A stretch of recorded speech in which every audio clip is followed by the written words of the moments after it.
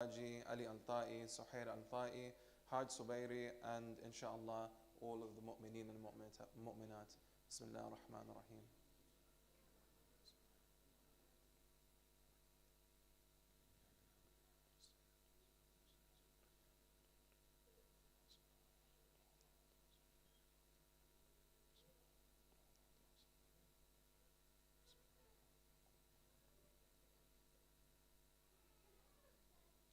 صلوا على محمد وآل محمد اللهم صل على محمد وآل محمد.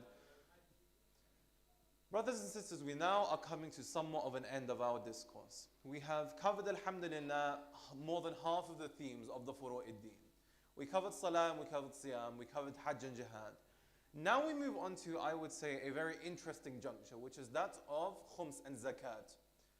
When we look at Khums and Zakat, we see this on the face value and on the apparent value as something that's very binary and something that's very basic, correct? How difficult is it? You get out money and you give it to charity. However, the purpose of this series was what? In order to reconnect us to the ask so that we understand the purpose of the things that we're actually doing.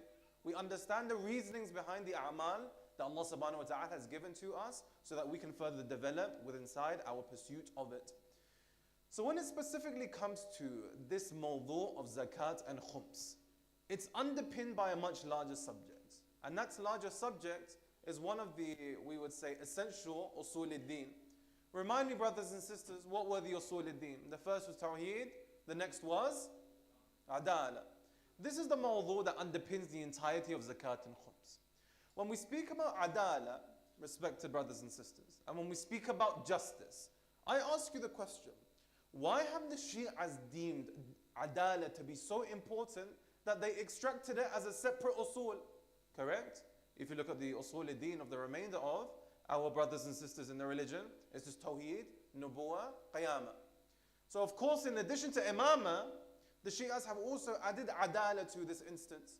What makes adala so important as a sifa? What makes adala so important as a characteristic trait? What makes adala so important as an essence of Allah subhanahu wa ta'ala, as an attribute of Him, that we need to now separate it and now learn from it? The answer to this question is the answer to what the batin of zakat and khums truly is.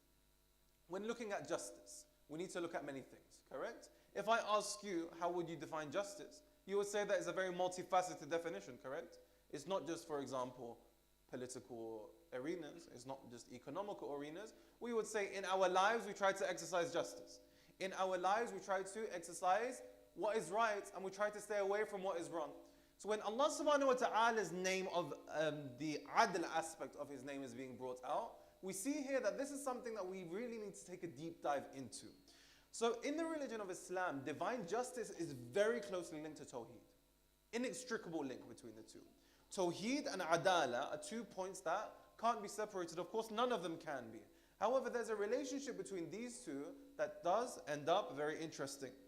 So if we believe Allah subhanahu wa ta'ala is just, then we also need to believe that He would give decree to a just political system. We also say that He would give decree to a just economical system.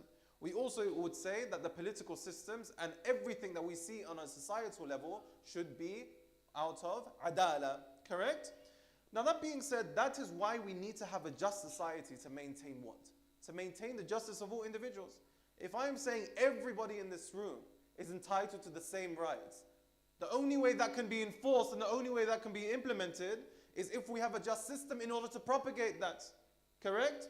So if we have a just system in order to propagate that, we are now seeing that the theme of justice is something that is looming very large in the religion of Islam.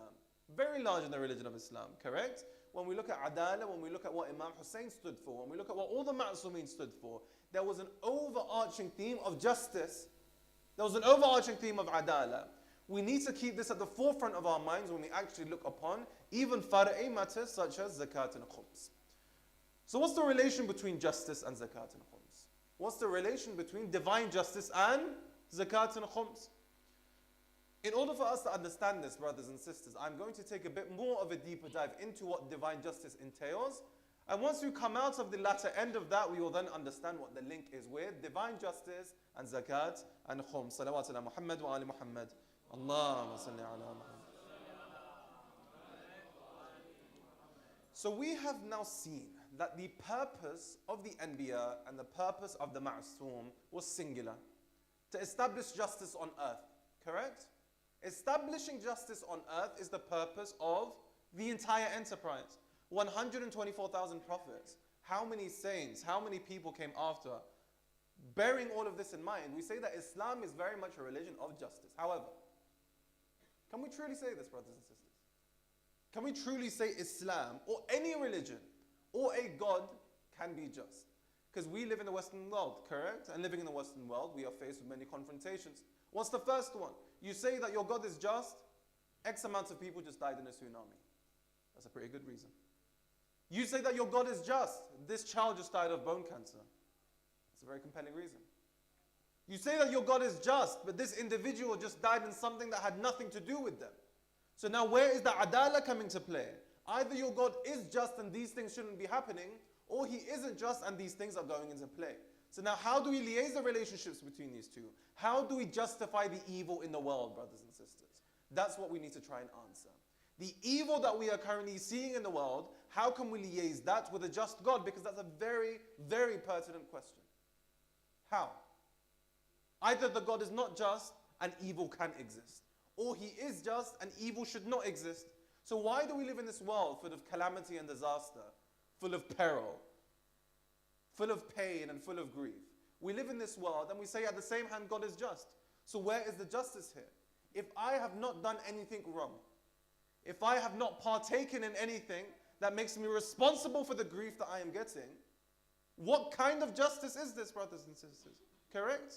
If I commit a crime and I get sentenced to jail, that's justice. Correct? If I didn't commit a crime and I still get sentenced to jail, is that justice? If we understand that this isn't justice, then how do we justify the evils in the world? How do we justify the calamities? How do we justify the tsunamis? How do we justify the earthquakes? How do we justify the evil that we have absolutely no part to play in? No part to play in, but nonetheless it exists, doesn't it? So now we need to answer this question before we move on to Zakat and Khums, yes? If we are going to claim that Allah subhanahu wa ta'ala is just, and we are going to claim that he is adil, then how do we now understand this in the wider context of the world? So as I mentioned, whenever, for example, I would have debates and discussions with atheists, or for example, with an individual or cohort who don't believe in God, they may be agnostics, the first thing is that they criticize God for the existence of evil. This is the 101 atheist argument, correct? Your God can't be just, there is evil in the world. So now we need to answer this question for ourselves. It's kind of got a point, hasn't he? Or hasn't she? If we do have evil in the world, how can we justify God's adala? And if we can, we must find the answers in the Quran and the Ahlul Bayt. So the first point that I would like us to really understand here and drive home is that when we look at justice, we look at justice through a very small lens, correct? We look at the situation around us and we say that due to the situation and the circumstance, this is something that is unfair. Have you come across this in your own life? You think something is inherently unfair because you didn't have the ilm of another factor. When you gain the ilm of that second factor, then you're like, oh no, this makes sense. It's not injustice. So when we look at the tools that shaitan and the shayateen use to deceive us, the tool of deception that is used in this instance is using the same ruler for everything, correct? Shaitan uses the same scale. This individual has wealth and you don't. Allah subhanahu wa ta'ala is unjust. This individual has health and you don't. Allah subhanahu wa ta'ala is unjust. This individual has this and you don't. Allah subhanahu wa ta'ala, a'udhu billah, is unjust. So the first point I really want us to drive home is that perspective is very important. When we see why there is evil, or rather when we think what is evil, might not necessarily be the case because simply our subjective judgment does not allow for further understanding. And we can see this very clearly in the story of Prophet Yusuf, correct? Brothers and sisters, take the final chapter out of the story of Prophet Yusuf. Take that chapter out, where he becomes the emperor and so on and so forth. Up until that point, would you not say that the God of Yusuf is the most unjust God? An individual who did absolutely nothing but good in his life. He was sold into slavery, beaten by his brothers, accused of something he didn't do, spent time in prison. It was just bad luck upon bad luck upon bad luck. So an individual who didn't see the end of Prophet Yusuf's life, what would they say? They would say that the God of Yusuf is someone who doesn't look after him. The God of Yusuf is someone who is unjust. However, when we see the final chapter, and when we see the final part of the story of Yusuf, what do we say? Oh, it makes sense. It was all leading to this point. The adala is now complete. So when we look at things from a juz'i perspective, and we look at things from a specific perspective, this is a very dangerous argument. And if we understand that we are limited beings, correct? If we understand that we don't have total knowledge, then how can we claim something in the total sense is just or unjust? How can we claim something in the total sense is something that is against the realms of justice? Either we claim that we have total ilm. If you do, then you would know what's right and what's wrong. But we don't claim this. We all claim that we don't have total knowledge. And if we don't have total knowledge, brothers and sisters, how can we claim that something is just or unjust? How can we not claim Allah subhanahu wa ta'ala must have done this for a reason? There must be some hikmah in this. There must be some knowledge in this. There must be some reasoning for this calamity that Allah subhanahu wa ta'ala wanted me to partake in, correct? Because this life isn't something that happened by chance, correct? This life isn't something that happened by some sort of accident. We weren't thrown in here and now we are supposed to happen to work it out. Absolutely not. Every single aspect of our lives has been tailor-made to give us the highest possibility of attaining the highest degree of perfection. Every single thing. Whether we were created as a male, whether we were created as female. Our soul was tailor-made in one of these bodies because Allah subhanahu wa ta'ala knew that one of them would lead us to a higher degree of kamal. In what family, in what state, in what country, all of these, Allah subhanahu wa ta'ala puts us in this context because this is the highest possibility and chance we have to attain kamal, correct? Even if we look at an individual like Fir'aun. Looking at Fir'aun, an individual says that this individual, absolutely not. What did the ulama say? They said, this Fir'aun that we had was the best possible Fir'aun that we could have had. Because Allah subhanahu wa ta'ala gave this individual every opportunity. Put him in a certain family. Either he could use his wealth for good, or he could have used it for evil. Put him in a certain state and put him in a certain mind. His own nafs took him to another direction. But Allah subhanahu wa ta'ala gave him every single opportunity for him to attain the highest degree of perfections. So our lives are tailor-made, brothers and sisters. Our lives are specially designed machines to help us attain the highest degree of the truth, to help us get closer to Allah subhanahu wa ta'ala. None of this is by accident, and none of this is by chance. Everything is meticulously planned in order for us, if we choose, to attain that highest degree of kamal. Everything. We say that in the books of the scholars, we say that there is not the blinking of an eye that happens without Allah subhanahu wa ta'ala wanting you to see that happen. There is no aspect of human life and there's no aspect of human existence that is random to that degree that this has no hikmah upon myself. So when a difficulty and a calamity falls upon me and I start complaining and I start saying that for goodness sake, this God is unjust, He has taken this away from me, taken that away from me, you don't think this is an opportunity for you to grow? You don't think this is an opportunity Allah subhanahu wa ta'ala gave you to flourish, to get closer to Him? We forget our purpose, which is tranquility. We forget our purpose, which is to get close to perfection. We forget our purpose, which is to get closer to God, so that when we lose these transient things, we now become depressed. However, if someone loses something transient and they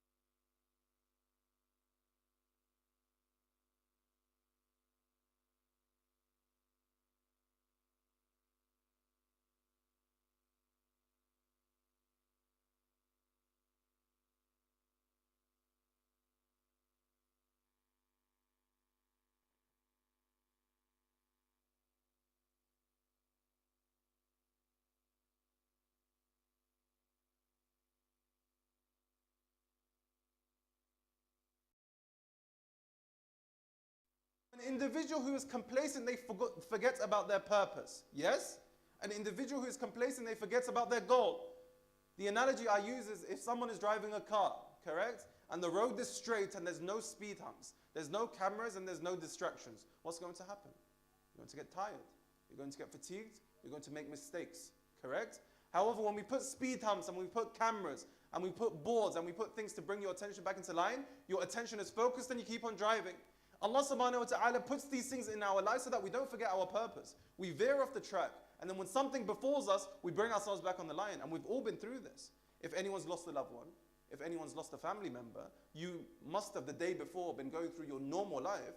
And then suddenly it hits you that, wait, what on earth am I doing with my life? Correct? So this is an aligning mechanism for us to actually understand what our purpose is and how we can actually move forward. And the conclusion of this point of divine justice, before we link it to zakat and khums, is on this notion. That in the Holy Quran, Allah subhanahu wa ta'ala teaches this to us. Yourselves know the story better than I, yes? But for the interest of those who haven't heard it, I will go through it, inshallah, step by step. And this is the story of Musa and Khidr. Salawat ala Muhammad wa ala Muhammad. Allahumma salli.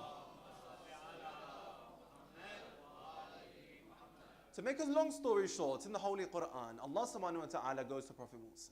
He goes to him and he said that I would like you to learn from this individual. To a Nabi, he's saying, I would like you to learn from this individual. So Prophet Musa goes to an individual and he turns out his name is Khidr.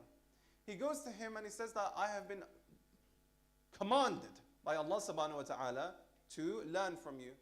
What's the natural response when someone comes to learn from you? For example, yourselves all have your areas of expertise. If I come to you and say, can I learn from you? What would you say? Of course, right? Come take a seat, we'll go through it. What did Khidr say? Absolutely not. Yes? He said, you do not have the patience to stay with me. You do not have the patience to learn from me. So please go back from where you came. I will continue my duty.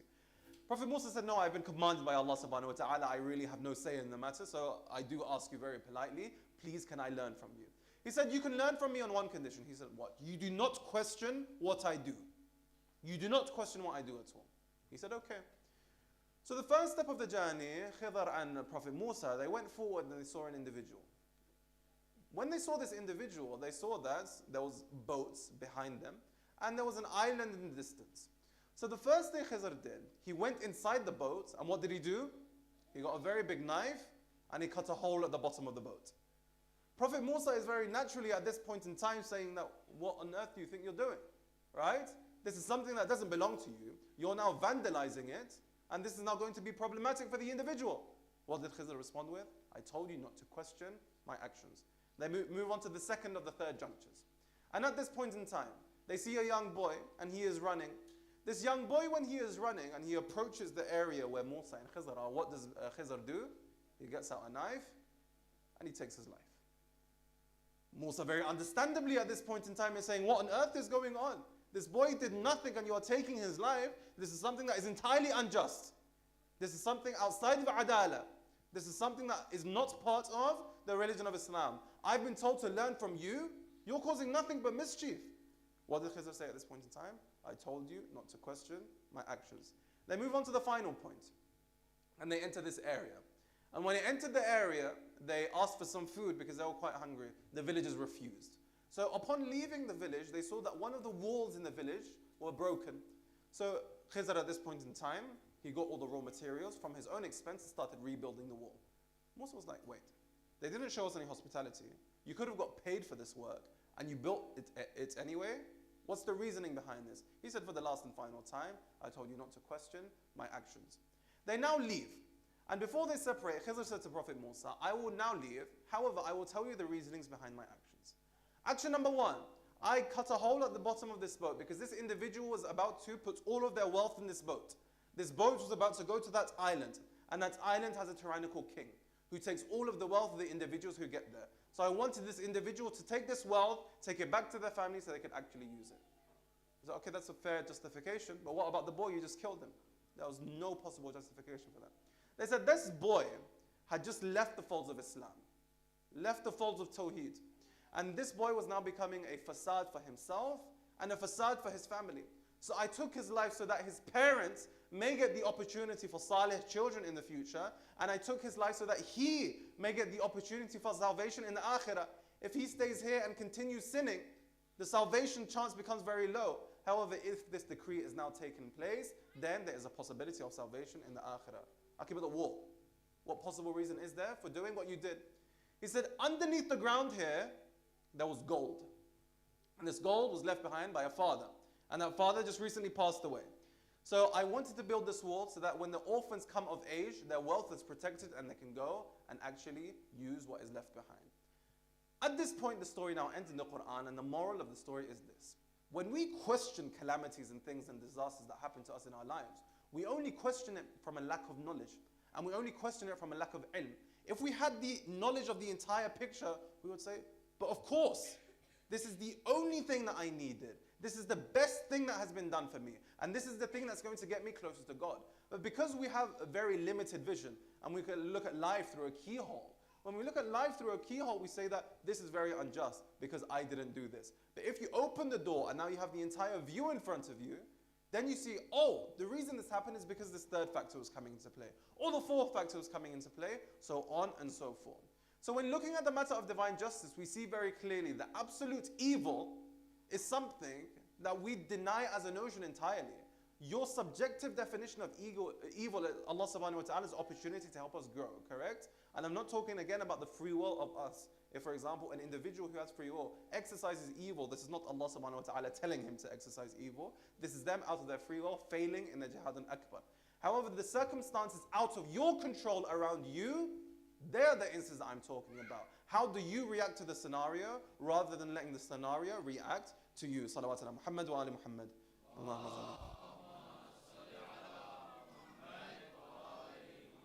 And my point is this. Death would be unjust if it wasn't promised, right?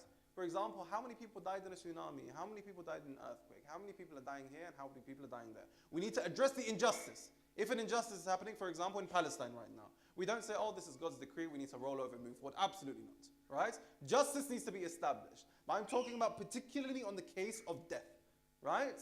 I would say that these individuals, they would have a case to say that their death is unjust if death wasn't promised. But I ask you, brothers and sisters, is death promised or not? The only thing that's promised to us is death. The only thing that's promised to us is death. Most verily, each soul will taste death. Correct? So when we say that every soul will taste death, why are we now in such a frantic haze in this point in time and in this moment where, oh, I might die this way or I might die that way? It's promised. It's guaranteed. It's going to happen. However, what my responsibility is to make sure that I'm prepared for when that time comes. As the example I used yesterday, a warrior, someone who is prepared, is an individual who doesn't wait for a certain event to happen and then they move forward. They are prepared at any moment's notice. Because we, in this journey of life, we are simply travelers, right? How many times do we hear this? We're travelers. However, do we actually take this into consideration? Think of it as a train. When you get on the train, you enter on a stop. And you know you're getting off at a destination, correct? You know 100% you're getting off at a destination. So while you're in that train, you now develop emotional attachments to the things around you. When you're in the tube, the seat that you're sitting on, you say, I love this seat so much, and I'm just going to stay on the seat forever. No. The material things around you, the things that are going on, what are you doing? You're not really taking them into consideration because you know that you're only sitting here, you're using it for a while, and then you need to go to your destination. When we're in life, we spend our entire lives building material attachments, attachment to worldly gains, and then at the end of the day, when the destination comes, we're not truly ready. Coming back to the train analogy, what are we doing for the entirety of the time? We're ready to get off when our stop comes, correct? It's not that we're sitting and we're doing nothing and then all of a sudden when the stop comes we go crazy, unless you were sleeping in the tube, right? In that moment, we are prepared from the moment we sit, we know that we're going to get off at a certain point. So if we're going to sit and get off at a certain point and that getting off at the certain point is guaranteed, why do we now question the getting off or the manner of the getting off? I got off in this way or I got off in that way, I got off in one foot or I got off walking backwards. Why do we question the manner of getting off? The manner of getting off and the manner of death is something that is entirely irrelevant. The thing that's promised to us is that it will happen. And the reason why it will happen and the reason why it's a necessity is because, brothers and sisters, without death, there would be no purpose. Without death, there would be no goals. Without death, there would be no movement. Without death, we will be stagnant. And that's something I promise you. I promise you this. If we didn't have death, there would be no movement towards perfection whatsoever. All of us have been through examinations of some form or another, correct? Why are examinations so effective? You're given a date. At this date, you need to be ready, correct? When that date comes, then you make sure you're prepared. However, if you didn't have a date, and the teacher said if you want to study, study. If you don't, don't. Are we going to be moving in any direction? Are we going to be making any serious progress? Are we going to be actually focusing our efforts? Absolutely not. So Allah subhanahu wa ta'ala gave this to us as a gift, correct? Allah subhanahu wa ta'ala gave this as a point that we can focus upon, that we are moving in this direction, so I need to make sure that I perfect myself before I can actually get there. We have a tradition from Amir al-Mu'mineen Ali ibn Abi Talib salawatuna Muhammad wa ala Muhammad,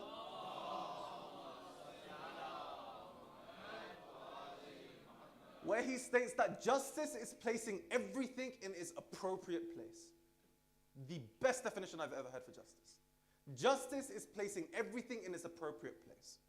We're not talking about equality, this ridiculous notion of justice, correct? That equality is the correct notion for justice. You have not spent 7 minutes in serious thought in your entire life, if that's the conclusion that you come to.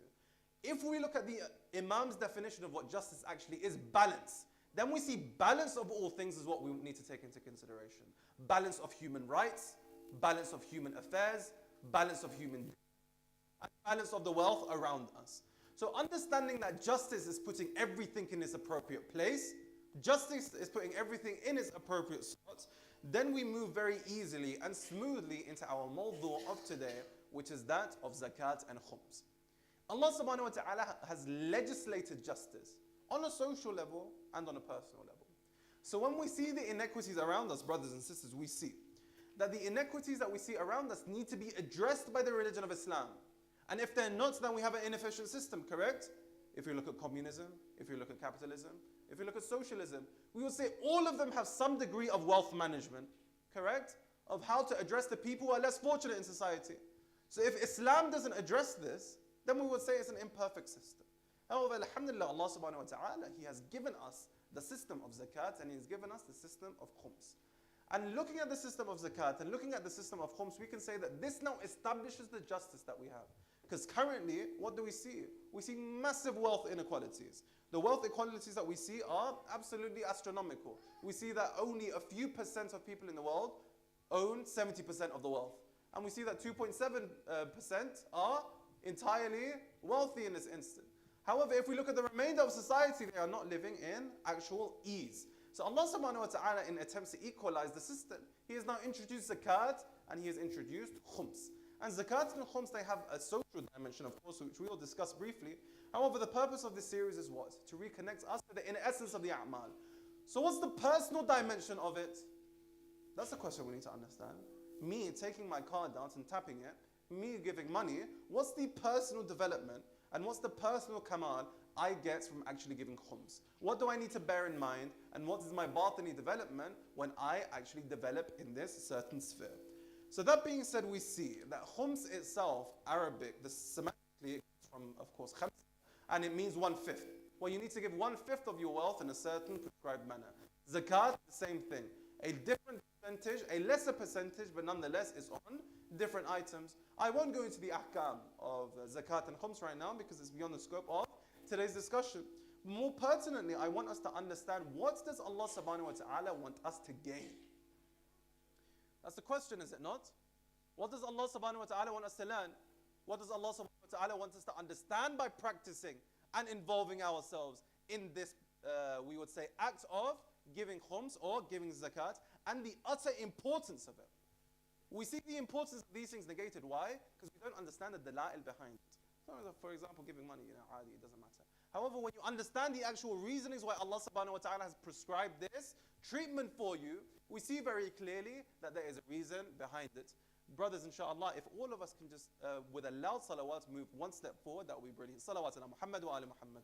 Allahumma salli ala Muhammad wa ala Ahsantum. We need to make space at the back, so fantastic. Ahsantum. This is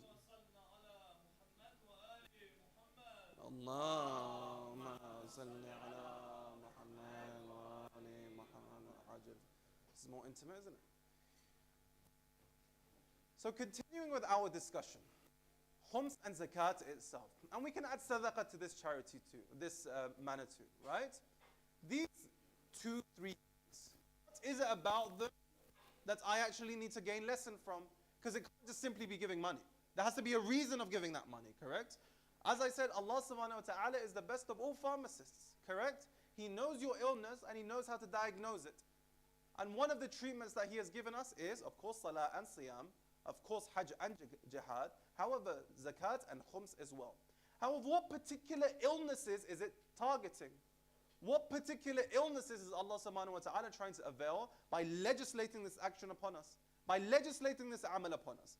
I boiled it down to 3. There are 3 major illnesses of the soul. There are 3 major illnesses of the nafs that I believe if we practice khums and zakat in the correct manner, it will be annihilated entirely.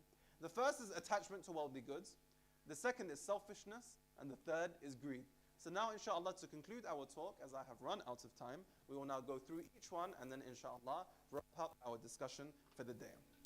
First and foremost, attachment to worldly things. Attachment to worldly things, everyone in this room knows that this is something that's not good. And it's something that's not positive. However, we still find ourselves attached to worldly things, do we not?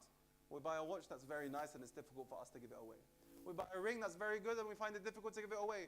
We buy a very expensive jacket and then we say that, oh, we can't give this to anyone. Why? Because I like it, I enjoy it, I need it, correct? That's how we justify it to ourselves. So all of us know that attachment to worldly goods is something that's dangerous. And all of us know that attachment to worldly goods is something that takes us further away from Allah subhanahu wa ta'ala. But how does khums take me outside of that loop? How does zakat take me outside of that loop? How does sadaqah take me outside of that loop? In this following manner. When we look at attachment, brothers and sisters, attachment is a very normal and fundamental human instinct, is it not? We become attached to things. We become attached to our family members. We become attached to our friends. We become attached to our things. So when we look at the nature of attachment, this isn't something that's wrong. Attachment is a part of our fitrah. We need attachment. And we are attachment, correct? However, what are we attaching ourselves to? That's where the rerouting occurs.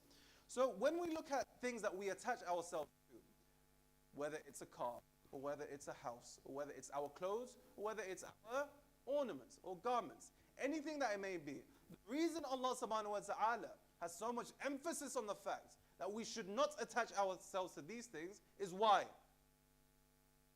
It's for the reason that number 1, they are temporary, and number 2, they are finite.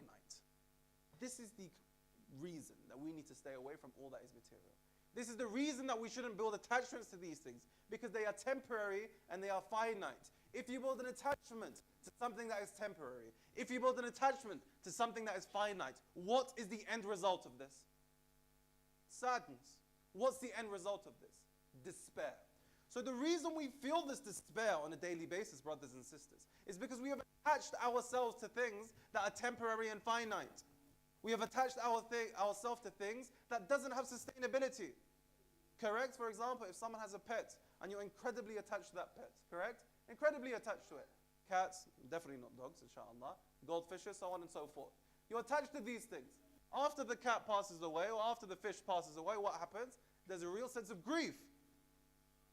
Grief in its correct context is fine.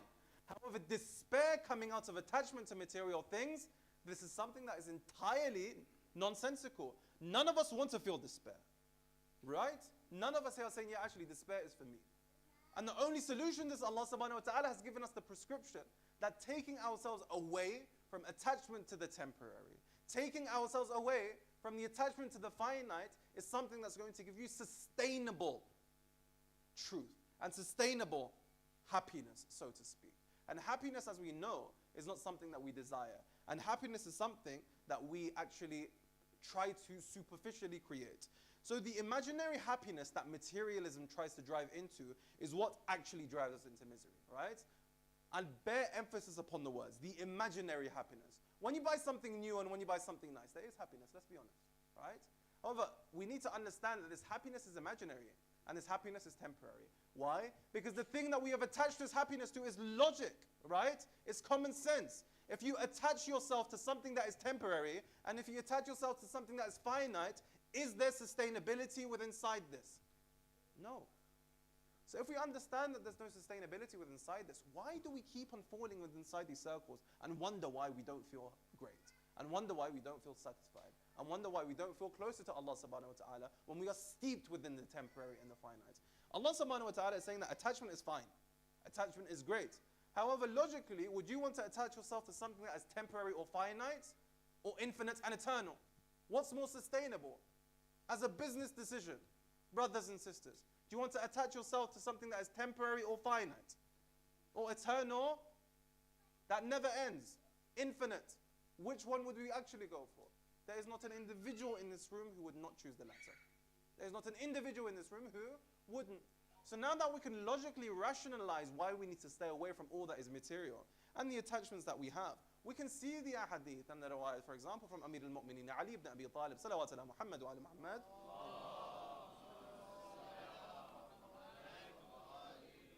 from himself and many of the ma'sumin, where it says, حُبِّ الدُّنْيَا رَأْسُ كُلُّ خَطِيئَةٍ. Correct? The love for the dunya is the head of all evil. Why? Because we are tying ourselves down to a temporary source of happiness. Allah subhanahu wa ta'ala is saying, simply reroute it. Simply move it in a more permanent direction. Sustainable source of energy, rather than this short term of happiness that you are trying to move for. So when we look at these pockets of happiness, when we buy something, we're happy. This is the attachment that we're speaking about. That we have now attached our happiness to something that's finite. We've attached it to something that's temporary. And if something has happened to it, we are now upset. Correct? If we crash our car, if something bad happens, inshallah, if everyone stays safe, there shouldn't be a state of, oh my God, my car is crashed now. Despair, misery. Allahu a'lam. Allahu a'lam. And we've seen the ulama in their examples of this. The most major calamity falls upon them. Just like, Alhamdulillah Rabbil Alameen, they get on with their day. Because they don't have attachments to the things. They own the things and the things don't own them. And this is the best measure for us to actually understand, to see if we own the things or if the things own us.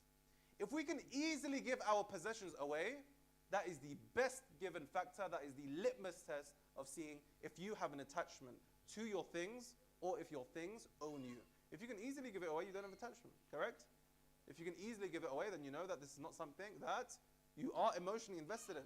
However, you're like, no, I like this, I need this. This is the thing Allah subhanahu wa ta'ala is saying is the hubb dunya. And this is the thing Allah subhanahu wa ta'ala is saying is the root of material attachment. So the reason we are taught about staying away from the accumulation of wealth is that it becomes difficult to then to give it away, correct? No one's saying don't produce wealth. The Ma'sumin were very clear on this. You need to be the producer of wealth. However, don't spend it all upon yourself, is the point that we're trying to make, right? The more we get things, the more we become attached to them. The more we become attached to them, the more difficult it is to give away. So when we reduce our lifestyle, and now we don't have much, and then someone asks it, you say, yeah, that's fine, there's no problem. However, when we have very big, very large, very expensive things that we find difficult to give away, that is the thing Allah subhanahu wa ta'ala is saying is keeping you away from Allah subhanahu wa ta'ala himself and God and the essence of truth.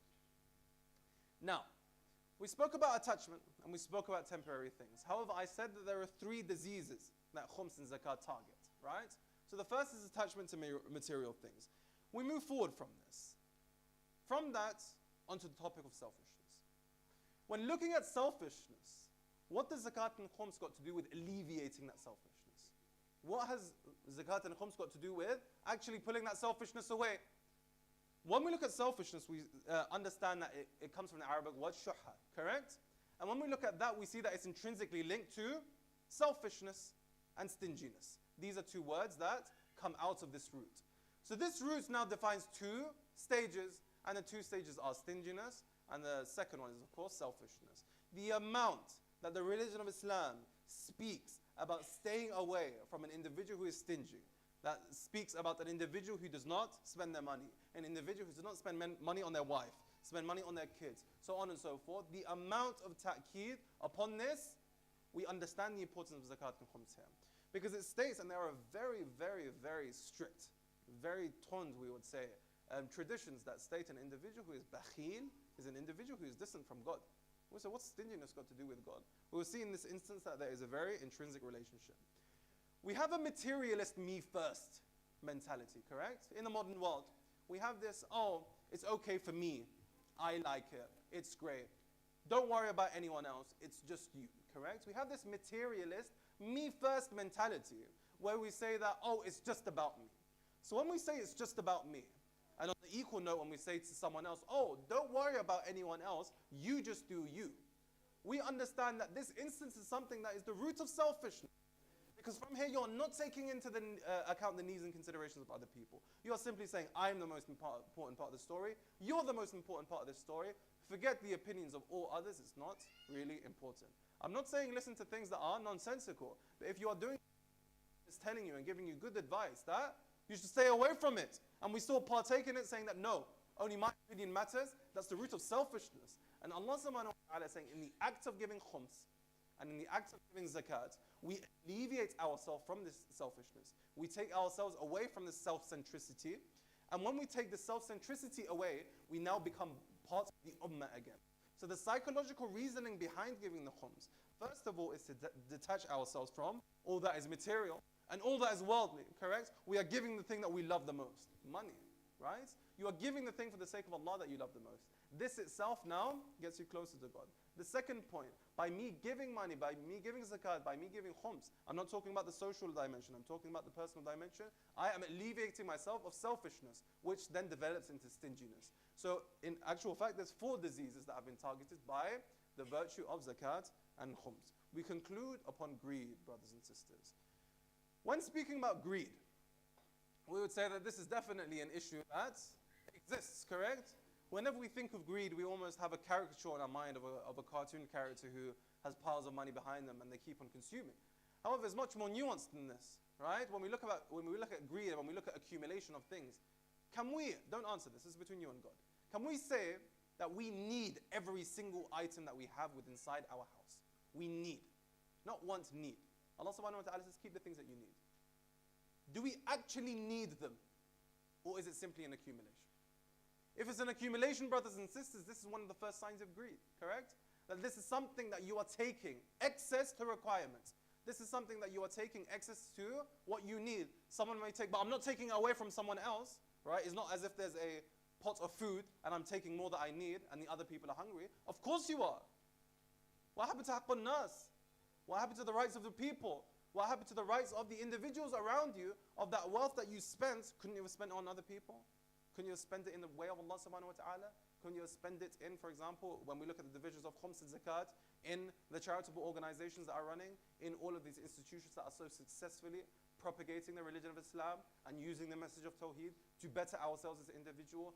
So this issue of greed, particularly, is addressed very, very clearly when you give away 1/5 of your wealth at the end of the year.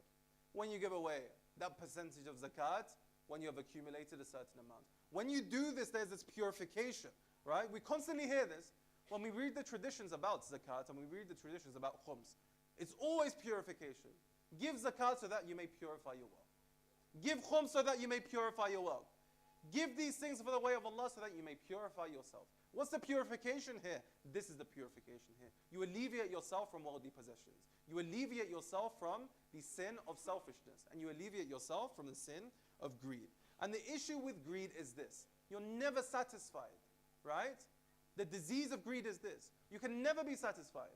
When in the Quran, Allah subhanahu wa ta'ala is referring to the highest state of the nafs as nafs al-mutma'inna. An individual who has greed, will they ever be satisfied? Will they ever be satisfied? It's impossible, correct? So Allah subhanahu wa ta'ala is doing this for your own salvation. He's saying that you will, if you have this characteristic trait, even if I gave you all of the wealth of Sulaiman, if I gave you all of the wealth of everyone in the world, you would still want more. You have this illness in your heart. So Allah is saying for your own salvation, I am saying that this characteristic trait of greed needs to be taken out. And when it's taken out, we can then see that this is the thing that was driving us into despair. And this is why we have this distinction between Jannah and Jahannam. We are not going to speak about Jannah and Jahannam and what concepts they actually entail. It's far more complicated and complex than a place with trees and milk and honey and a place with fire and cauldrons, right?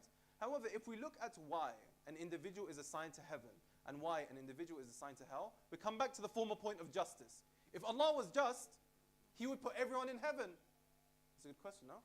If Allah was just, everyone would get sent to heaven directly. That's justice, no? first of all, it refutes our definition of justice as putting everything in its right place. However, I am saying that this is not justice for this reason. An individual who has greed in their heart, let me give you the analogy. An individual who has greed in their heart, if everyone in this room is now given a ticket and saying that you were invited to this hotel for a 3-course meal. All of us, right? We're all invited. If everyone is now given a ticket, and there is one individual next to me, and they are also given a ticket, and they are also going to the same place. However, they have greed within inside their heart. They have envy within inside their heart. When they go to the place, are they going to be happy? When they go to the place, are they going to be mutma'in? Even though they're getting all of the bounties, and even though they're getting all of the ni'amat, are they going to be satisfied? They're going to go there and say, fine, I got it, but why did he get it? Fine, I got it, but why are they invited to it? Fine, I got it, but why is everyone part of the process? So if an individual like this is put in Jannah with all of the bounties that he has in front of him, is this individual actually going to be living in heaven, or are they actually going to be living in hell? So it's not that Allah subhanahu wa ta'ala has banished us for hell. And it's not that Allah subhanahu wa ta'ala is telling us to stay there. He's saying that you are not competent in order to perceive the ni'amat. That even if you were sent to Jannah, this would be something that is very alien to you. So the whole point of tazkiyatun nafs, and the whole point of purification of the soul, is that when Allah subhanahu wa ta'ala places us somewhere, we can actually dark, we can actually interpret, we can actually understand, we can actually appreciate the bounties that are being given to us. And the only thing that's stopping us from this is the veil of sin. That includes envy, that includes greed, that includes selfishness, that includes the attachment to material goods. So we conclude on this tradition by Amir al-Mu'minin Ali ibn Abi Talib, salawatuna Muhammad wa ala Muhammad.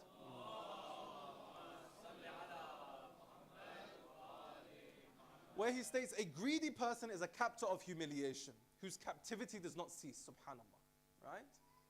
A greedy person is a captor of humiliation, whose captivity does not cease. It's just endless, right? It's a perpetual cycle, because quite inverse to the attachment to material goods that are finite and temporary. We attach ourselves to things, or rather we are greedy for things. Why? Because the source of that greed is infinity. What do I mean here? The reason we are greedy, the reason why the human has a disposition for greed, is because we by nature are finite beings, correct? What happens to finite beings when you distribute them? They decrease, right? If I have a jug of juice and I pour that juice into a cup, the cup has increased in juice. But what has happened to the jug? It's decreased, correct? So whenever we think of life, and whenever we think of ni'amat, and whenever we think of barakat, that's the mentality. We have this famine mentality that, listen, if I give something, I'm taking something away from myself.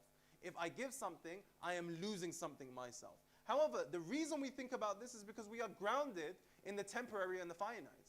However, if we are grounded in the infinite and the eternal, we would understand that by sharing the infinite and the eternal, nothing is decreased. By sharing the infinite and the eternal, nothing is lessened. If I share, nothing's going to decrease from my heart. Rather, it will increase for me and it will increase for him. Think of it as a candle, correct? If you have a candle that has fire, even if you light 1,000 candles with that fire, would the fire of the initial candle decrease? No, right? Because the source of that is sustainable, and the source of that is long. However, the way we deem lives as temporary, finite individuals is that if I give something, something is taken away. But we need to understand that all of this thing that we are speaking about, all of creation that we are arguing over, comes from an infinite entity and from an infinite being. So the sooner we drive that point home, the sooner we will understand that this act of khums and this act of zakat is something that alleviates and purifies our sins to the highest degree possible. So I know I said we will end on a tradition of Amir al-Mu'minin, but I think we have a very fitting conclusion of a tradition mentioned by the Imam himself, Imam Musa Kadhim, salawatullah Muhammad wa ala Muhammad, Allahumma salli. Where he addresses khums and zakat directly. I finish on this note.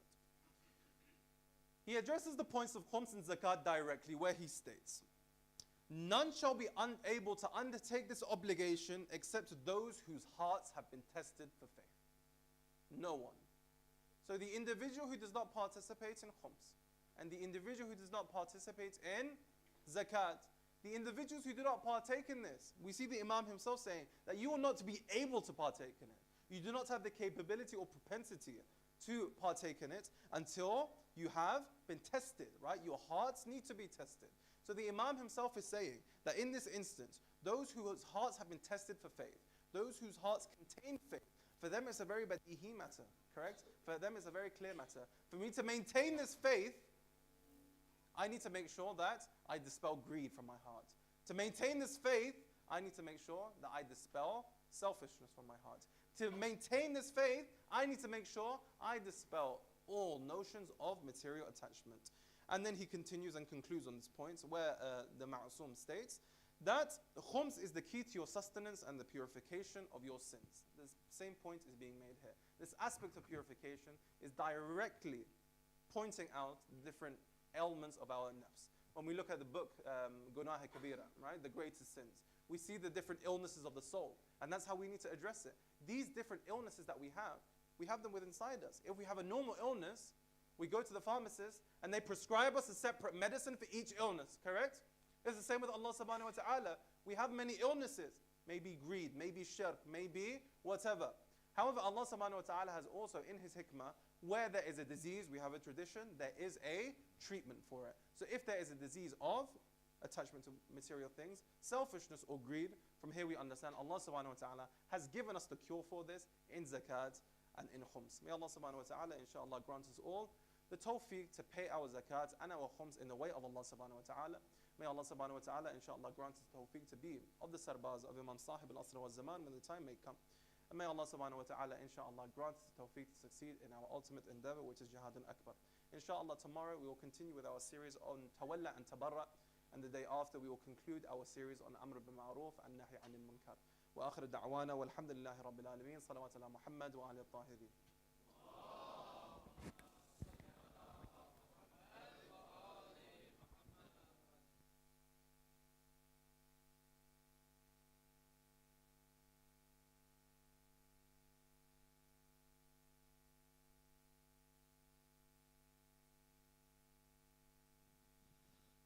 صل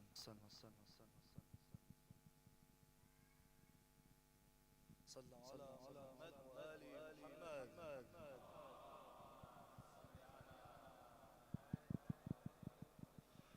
اللهم صل على محمد وآل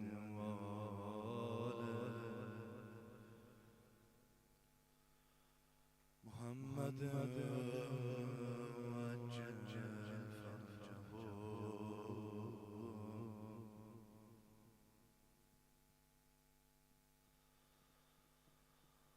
اللهم صل على فاطمة وأبيها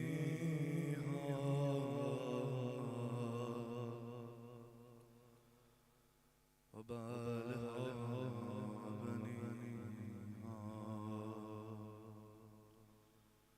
والسر المستودع فيها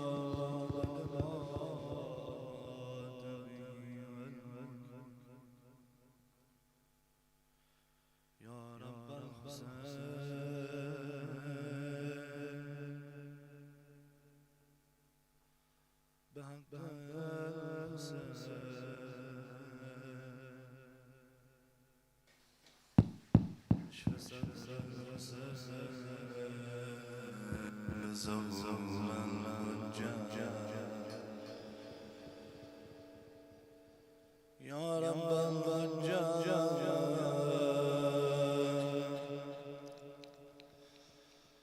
بحق الحجاج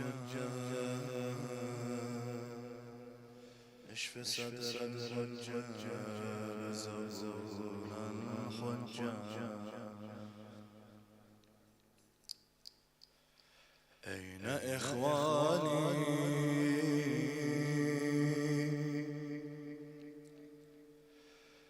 أين إخواني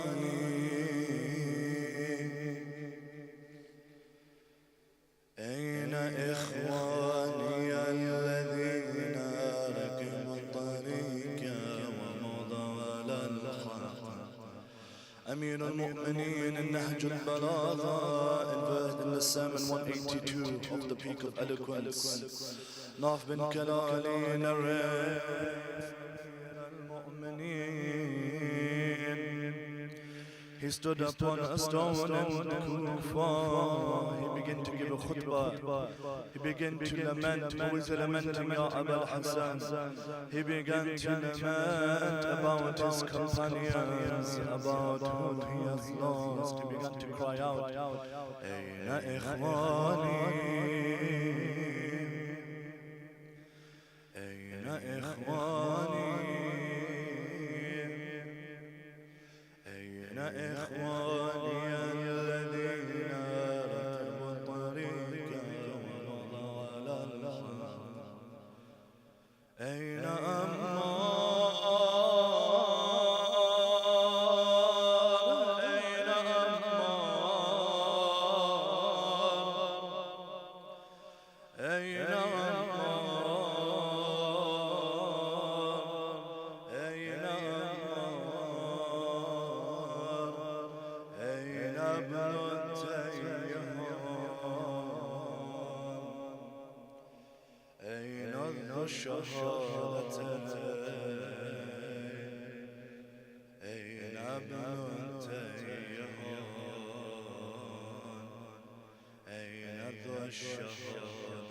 What was Amir al-Mu'mineen saying, my brothers and sisters? He would say, where are my brothers? Where are my brothers? Where are my brothers who rode upon the path of truth? And upon it they left. He then began to call out their names. Where is Ammar ibn Yasir? Where is Malik ibn Tayyihan? I read this sermon myself, my brothers and sisters. Read it yourself, you know what it says. Amir al-Mu'mineen grabs his beard and cries out for his companions. Ala ikhwani alladhina talaw al-Qur'an fa'ahkamuh.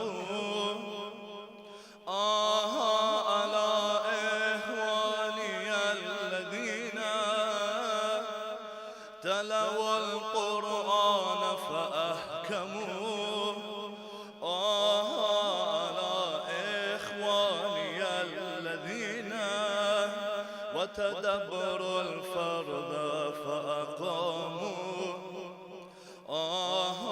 على إخواني الذين أحيوا السنة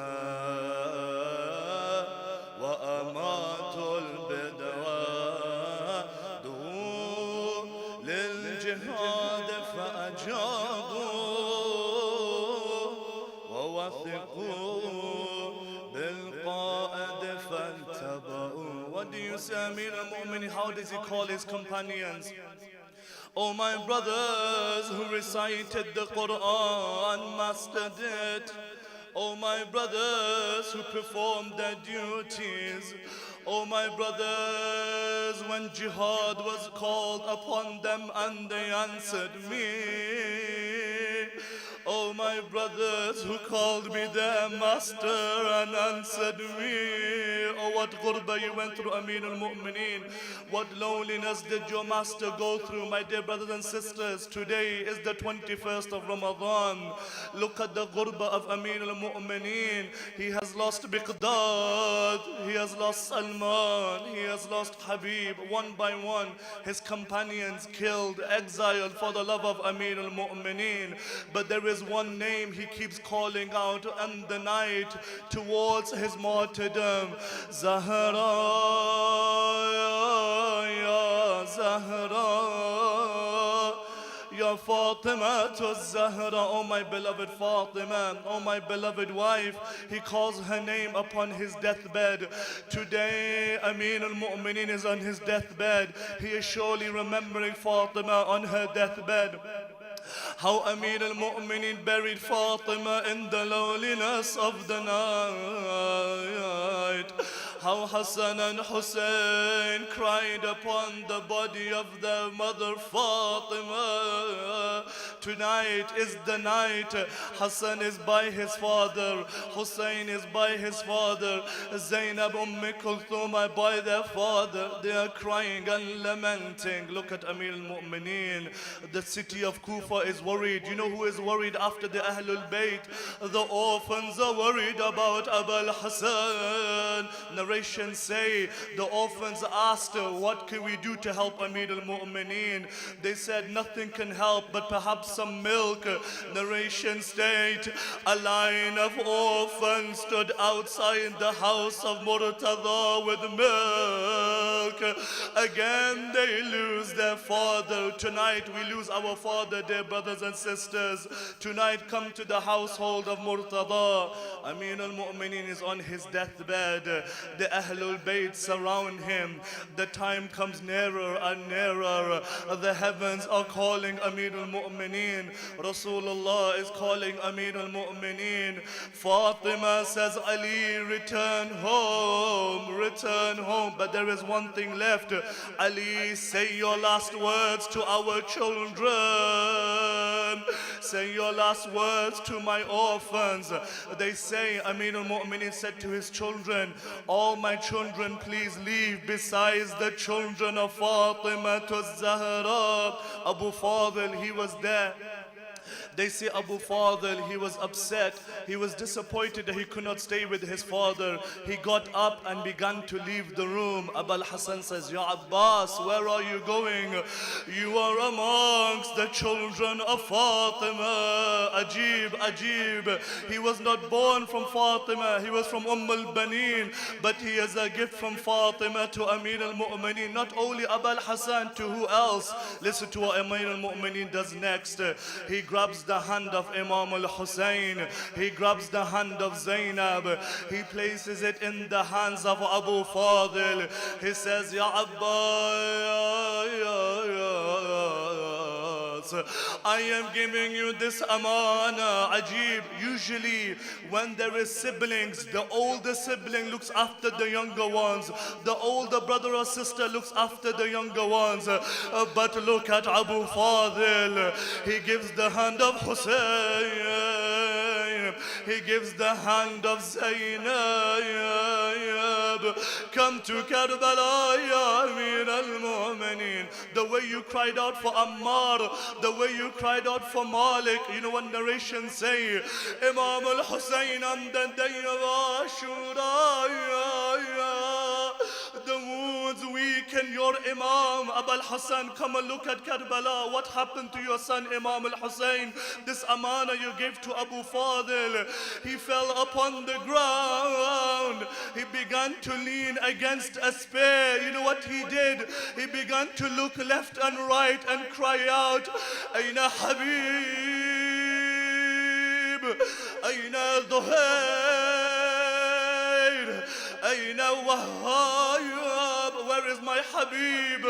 Where is my Zuhair? Where is my Wahhab? Look what he says. Why do you not reply to your beloved when your beloved calls you? And then the eyes of Hussein looks towards the Furat. They look towards the river Euphrates. Oh Allah, how did the heavens bear the cry of Hussein? He said, Aina akhi al-Abal Fadl al-Abbas. Where is my brother Abbas? Where is my brother Abu Fadl? Zainab is watching. She can hear the cries of Hussein. Bear with me, my brothers and sisters. Why do you remember Imam al-Hussein? Zahra, she said, look after Hussein. Ali, he said, look after Hussein. Hassan, he said, look after Hussein. But how did they look after him after the cries of Imam al-Hussein? One would kick Hussein to the ground. One would attack with a spear. One would shoot an arrow. Those who had nothing would throw rocks upon Hussein. Those who had no weapons would put sand in his wounds. And then the moment comes, shiver upon the chest of Hussein. But what does Abu Abdullah say? Does he care about the pain? He does not. He says, shiver, stop. My mother Fatima is watching. Bunayya, Bunayya, qataluka, dhabahuka.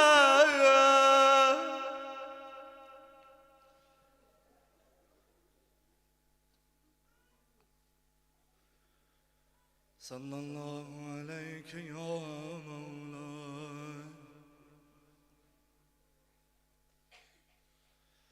Ya ibna Rasulallah. Sallallahu alayka ya Mawla. Ya Abu Abdullah. Matim Hussein. Ya Hussein. Ya Hussein, Ya Hussein, Ya Hussein. Brothers, come forward, form two lines for the martyrdom, inshallah, with the loudest of your voices. Do not be shy. Tonight is the eve of martyrdom. Soon we will break open our fast. But imagine the household of Ali tonight with your voices. Ya Hussein, Ya Hussein. Sare aake bolo, sare milke bolo. Ya Hussein. And Ya Hussein, Ya Hussein, Ya Hussein, Ya Hussein. Ya Hussein, Ya Hussein, Ya Hussein, Ya Hussein, Hussein, Ya Hussein, Hussein, Ya Hussein, Ya Hussein.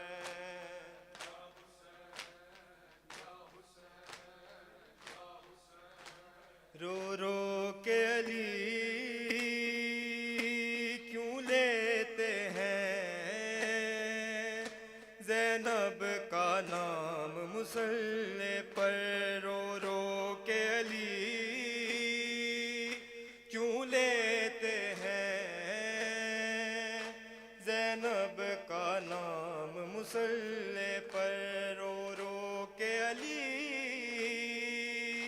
کیوں لیتے ہیں زینب کا نام مصلی پر رو رو کے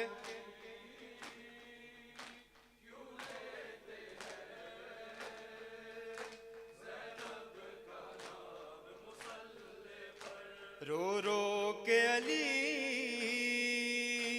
کیوں لیتے ہیں زینب کا نام مصلی پر رو رو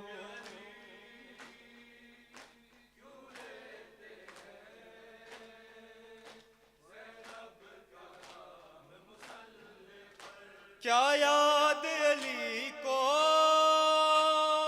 آیا ہے بازار شام مصلی پر رو رو کے علی کیوں لیتے ہیں زینب کا نام مصلی پر رو رو کے علی کیوں لیتے ہیں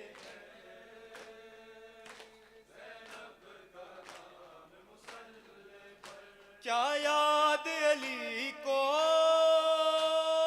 آیا ہے بازار شام مصلی پر رو رو کے علی کیوں لیتے ہیں زینب کا نام مصلی پر رو رو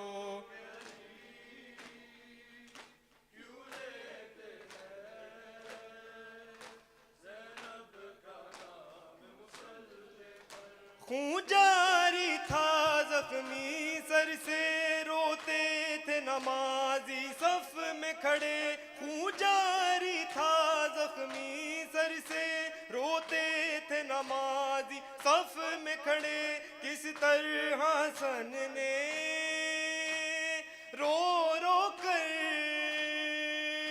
کی فجر تمام مصلے پر رو رو کے علی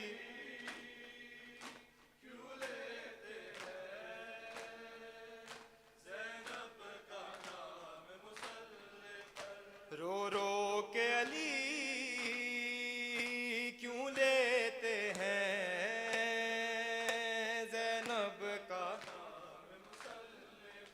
خون جاری تھا زخمی سر سے روتے تھے نمازی صف میں کھڑے خون جاری تھا زخمی سر سے روتے تھے نمازی صف میں کھڑے کس طرح حسن نے رو رو کر کی فجر تمام مصلے پر رو رو کے علی کیوں لے زینب کا نام مصلے پر رو رو کے علی کیوں لیتے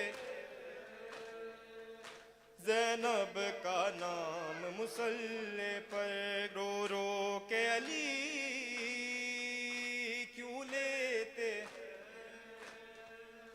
زینب کا نام مصلے پر زخمی پہلو جب یاد آیا زخمی پیشانی بھول گیا زخمی پہلو جب یاد آیا زخمی پیشانی بھول گیا زہرا کی مصیبت پر رویا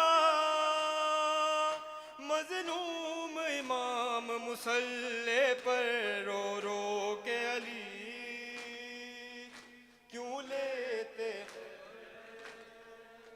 زینب کا نام مصلے پر رو رو کے علی کیوں لیتے ہیں زخمی پہلو جب یاد آیا زخمی پیشانی بھول گیا زخمی پہلو جب یاد آیا زخمی پیشانی بھول گیا زہرا کی مصیبت پر رویا مظلوم امام مصلے پر رو رو کے علی کیوں لیتے ہیں زینب کا نام مصلے پر رو رو کے علی کیوں لیتے ہیں زینب کا نام مصلے پر کیا یاد علی کو آیا ہے بازار شام مصلے پر رو رو کے علی کیوں لیتے ہیں زینب کا نام مصلے پر رو رو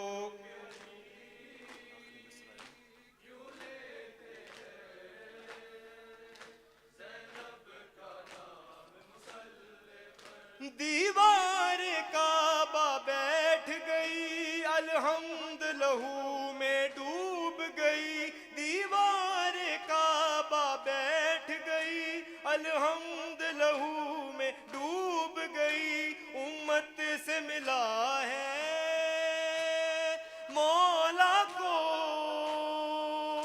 کیسا یہ نام مصلے پر رو رو کے علی کیوں لیتے ہیں زینب کا نام مصلے پر رو رو کے علی کیوں لیتے زینب کا نام مصلے پر کیا یاد علی کو آیا ہے بازار شام مصلے پر رو رو کے علی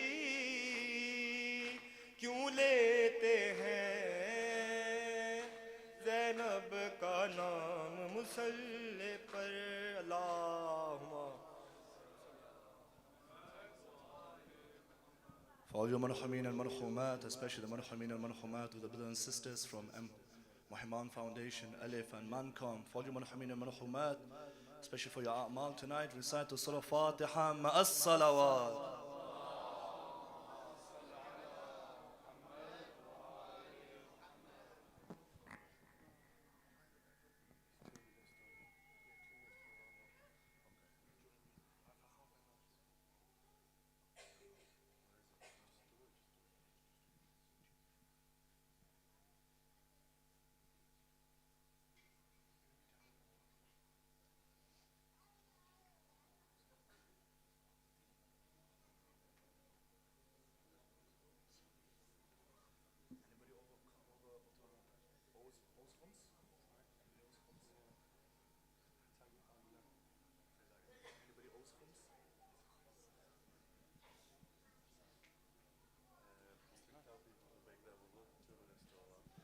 There is 1 or 2 minutes till Adhan. Please, those who do not have wudu, please proceed to do so. And inshallah, the rest of you get ready for salah, inshallah.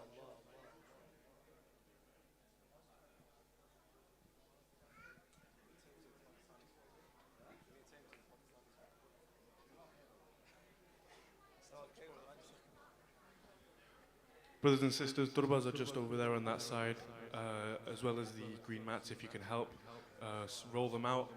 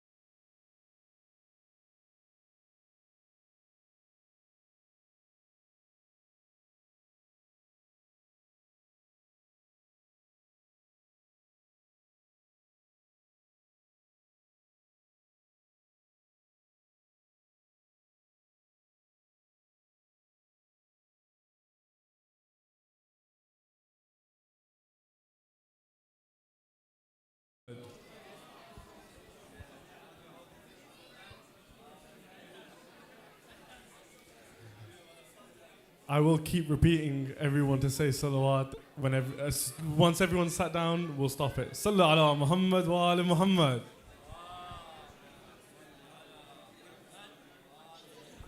Brothers at the refreshment table and in the middle of the room, please do seat yourselves. We will be resuming the program now. So inshallah, I'd like to start things off.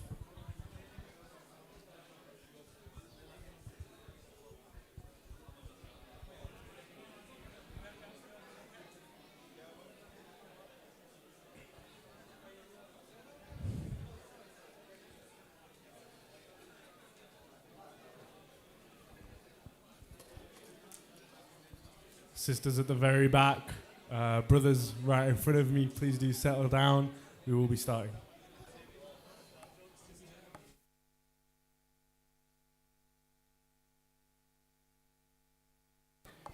Sallu ala Muhammad wa ala Muhammad.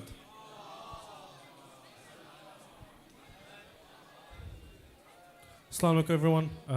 I'd like to thank the Syed, the reciters, as well for their wonderful reciting, and I'd like to thank the Syed for being here with us for the past couple of days and delivering his lectures. Inshallah, the plan is now for a few announcements, followed by some Quran, followed by the Munajat of Imam Ali alayhi salam, following the Dua Iftitah. After that will be the Ammar, and then after that Dua Joshin Kabir, Ziyarat Aminullah, and Dua Abu Hamza Thamali. So inshallah, a very jam-packed, dua-filled night on these holy nights. A few announcements. Firstly, the kids club. If you do feel like your child is going to cause a problem during the night, during the recitations, there's a kid club that you can send your child to, and they'll be accommodated to there so that they don't cause any inconveniences in the hall. As well as this, I said it at the start, but there's more people here now. So there is an art and poetry competition which ELIF are running. And the plan is that we have extended the deadline for tomorrow. So it gives everyone a chance to still participate in it. There are entries on that table there. So we are looking for a lot more entries. And obviously the winners will be getting prizes. And I urge you all to at least try. There's different age brackets. There's also a poster about it on the PowerPoint, which I don't think I can get up, but it's all there.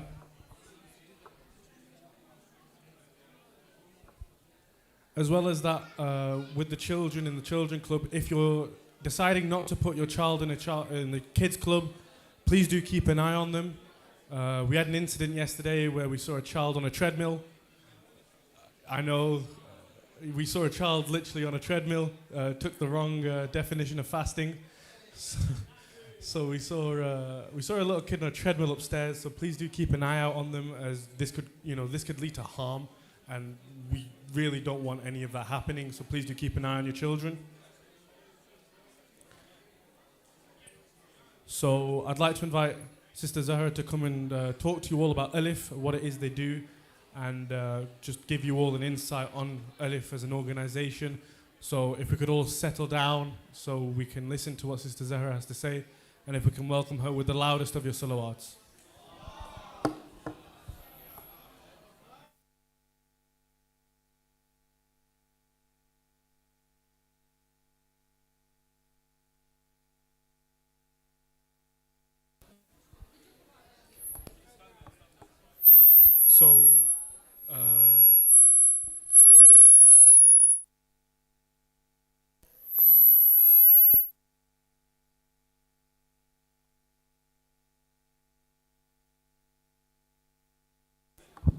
So just before I do invite Sister Zahra, just got a few things to say about ELIF from my own perspective.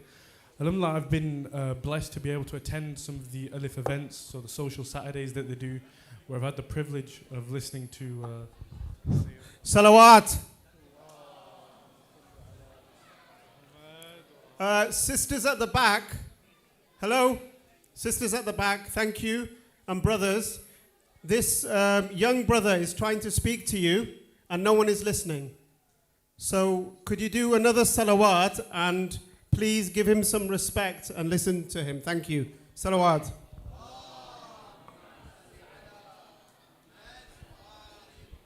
Thank you, Ghazafar. Thank you all for listening to that. So just a bit about ELIF from my own perspective before I invite Sister Zahra to come talk to you about ELIF. I know I've had the opportunity to actually go to a few social events that ELIF have organized. So the Social Saturdays is actually where I first met the Syed. He delivered talks, teen talks. I've recognized a good few brothers that have also attended these talks. ELIF have done so many events in the past, and inshallah, I hope you all one day can decide to volunteer and join. Obviously, if you can't volunteer and join, you can help with your donations. There's volunteers with lanyards that have a QR code on them. Just scan it, it'll take you to a donation page. There'll be a QR code up there which will take you to a donation page and will allow you to donate. I think Uncle Zafar was the one that during the middle of Maghrib and Isha prayer told you about the importance of donations and how we've been able to give you all these opportunities, and inshallah you can repay us back by just giving us, dig deep into your pockets and donate whatever it is you can. So I'd like to invite Sister Zahra to come and give a talk on ELIF, so if we can welcome her with the loudest of your salawat.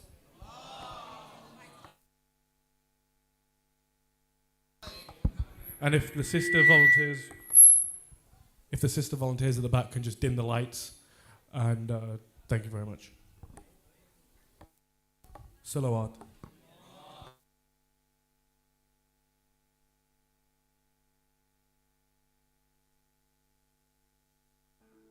So the idea behind ELIF is to create more activities and events for families. Any fundraising or any money that comes into ELIF is used to get back into ELIF and create more events and things for families to do together. And just pulling any fundraising or any money that comes into ELIF is used to get back into ELIF and create more events and things for families to do together. And just pulling any fundraising or any money that comes into ELIF is used to get back into ELIF and create more.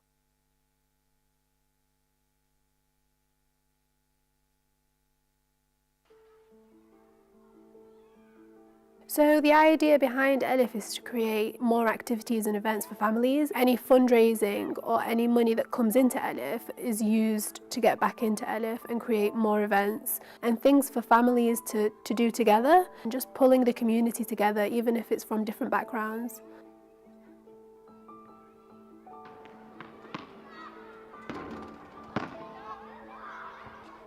So the podcast is a great way for the community to understand local stories, to find people that they can relate to. It's a great way to share knowledge, to share experience. We've been talking about education, talking about spirituality, community needs, diverse stories, any stories that we feel could benefit the community. What ELIF seeks to do is to fill the gaps and create cool, innovative events with an Islamic twist that are fun and accessible for all ages throughout the year. If you live in Manchester or you're up north and you're really interested in cool Islamic events that are really fun, family orientated, but also for adults as well, then we really would love to hear from you.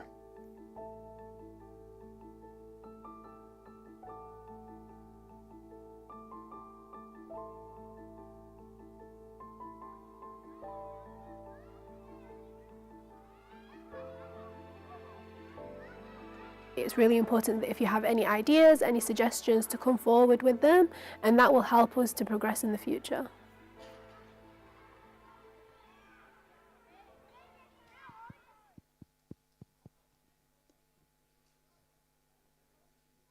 صل على محمد وآل محمد.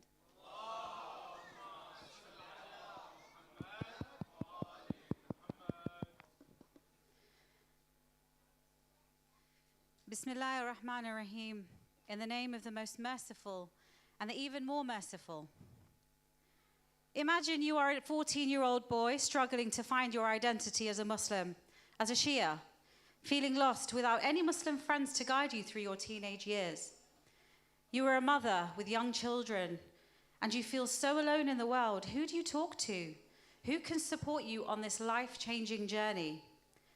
You are a man with big responsibilities to provide for your loved ones. The pressure can be intense, and the thoughts that go through your mind. You're looking for a safe space to talk it out. But men don't do that, do they? You're a young girl, a young woman, and you're thinking, why does God put me through these physiological changes? Why not the boys? Why do I have to wear hijab? Am I supposed to? Or maybe you want to explore a whole new career path, but you don't know who to turn to in our community.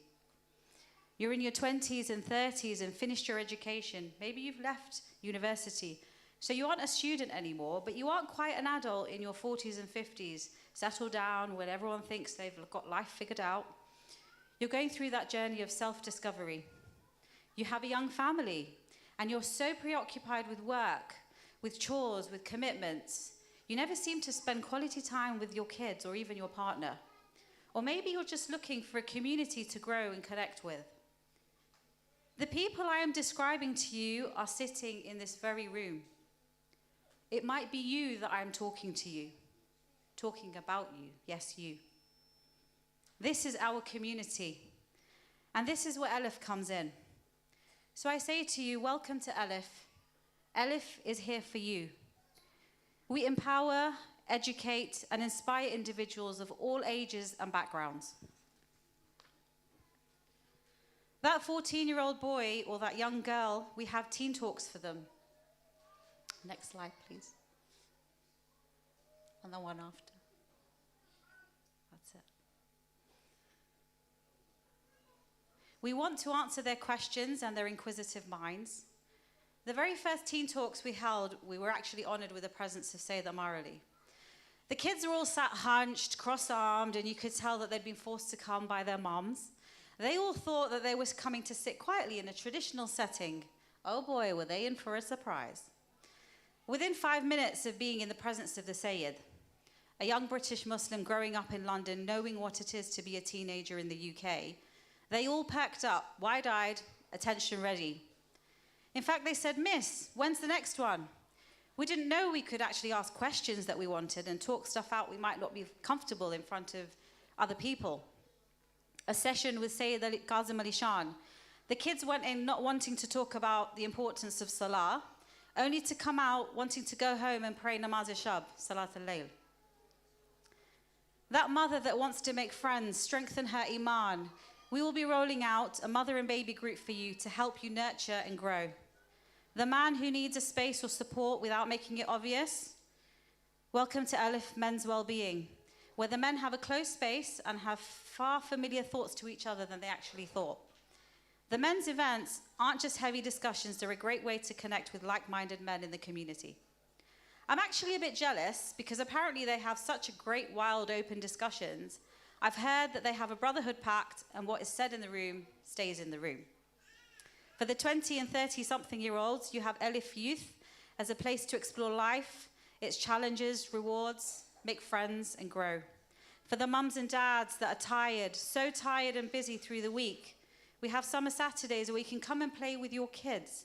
It's not just a place for them to make friends, it's a place for you to spend time with your family in an Islamic environment. Summer Saturdays is for everyone in the community, whatever your age or marital status. We don't want to just see you in Ramadan and Muharram, a part-time community, when we can be a force to be reckoned with. Syed Ammar alluded in his very first lecture to us, being Muslims and compartmentalizing our religion with the rest of our work and home life. ELIF cultivates an open door policy and we welcome you all. They say it takes a village to raise a child. We are your village. We want to raise our kids to become warriors, where our kids represent our family and religious values and go on to be strong, confident Muslims, wearing their identity with pride. Imam Ali says, "Do not raise your children the way your parents raised you. They were born for a different time." Join us in building a strong, supportive village where we can all grow together. Let's break barriers, embrace our identities, and strengthen our community. Welcome to ELIF, where your voice matters. My name is Zahra, and I'm the events team leader at ELIF. We have a passionate EC. If you want to talk about men's events, speak to Brother Mustafa. If you want to speak about youth events, speak to Sister Maryam. About kids, teens, community, women, come and speak to me. Let's come together to build a thriving community that excels in career development, tech, education, life skills, and empowerment for all members. Let's uplift our youth, men and women, to reach their full potential and make a positive impact in the world. Let's work hand in hand to create a supportive and inclusive environment where everyone can grow and succeed. Together we can achieve great things and build a brighter future for ourselves and those around us. Normally this is a time where we put our phones away. I'm actually going to ask you to get your phones out. And the next one. And the next one. There we go. I'm going to ask each and every one of you to scan this code right now. So get your phones out. If you don't know how to, ask the person next to you. My ask of all of you today is to fill out this very quick form. I purposely kept it very short because we really want to hear from you. You don't have to fill every field out, but we'd love to get to know you and what you want to tell us and what you want to see, how and what services we can provide to enhance your lives as Muslims living in the West. I'll end on that note, just a couple of announcements. Like Alyaska said, we have had an incident where there was a child upstairs on the gym floor on a treadmill.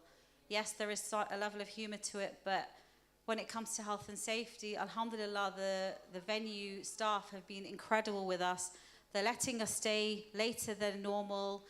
We have much more access and leniency, and we don't want to ruin that relationship, but far more important, we don't want that child to get lost or hurt. If the mothers need a space to feed their children or a quiet space to put them to sleep, please come and see me. I will help you. The ELIF podcast, as you saw, we are starting to roll some out. So the Motivate one will be coming out, I believe, next week. And inshallah, I will leave you on that note.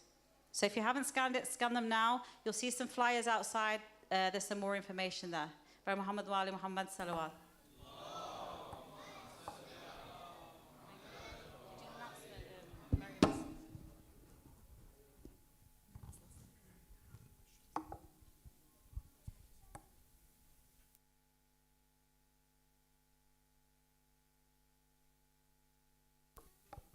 Salawat.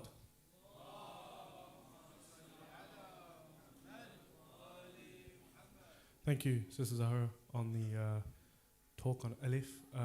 Just a quick announcement. There's a sister who has lost her phone. Sister Miriam has lost her phone. It's an iPhone with a green cover. So if anyone does manage to come across it, just hand it over to a volunteer and we'll take it from you. So Sister Zahra was talking about the QR code, which will take you to the form. So it took me about 3 minutes to actually type out, so please do make sure you all type that out. So I'd now like to invite with the Syed Hamza Kazmi to come recite some Quran. So if we can welcome him with the loudest of your salawats.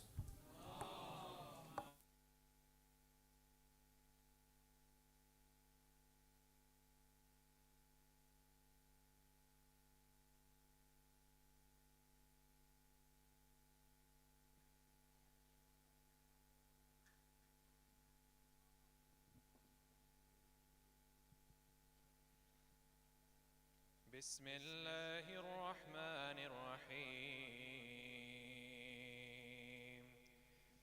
إن الله وملائكته يصلون على النبي يا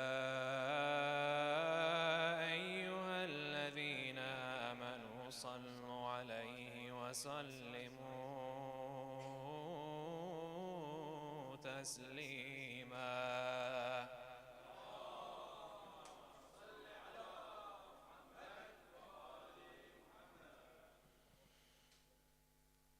أعوذ بالله من الشيطان الرجيم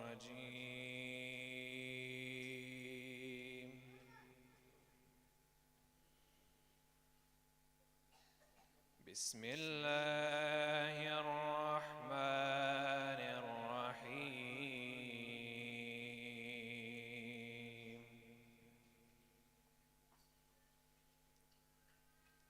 يا أيها الإنسان ما غرك بربك الكريم الذي خلقك فسواك فعدلك في أي صورة ما شاء ركبك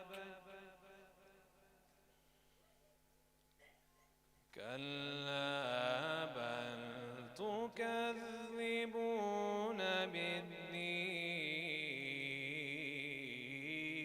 بالدين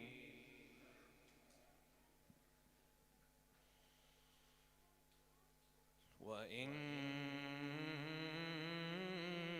عليكم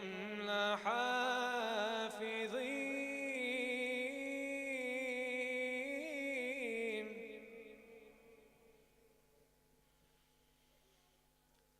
كراما كاتبين يعلمون ما تفعلون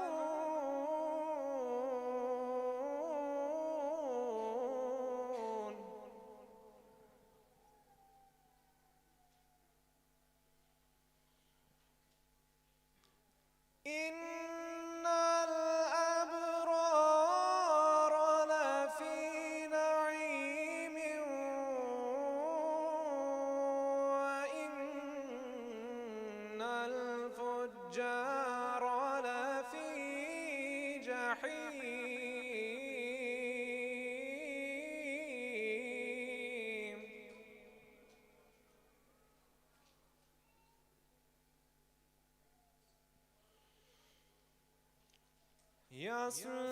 يصلونها يوم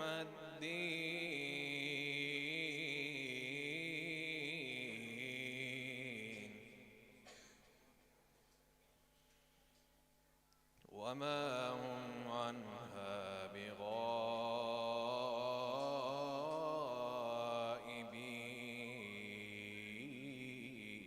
بغائبين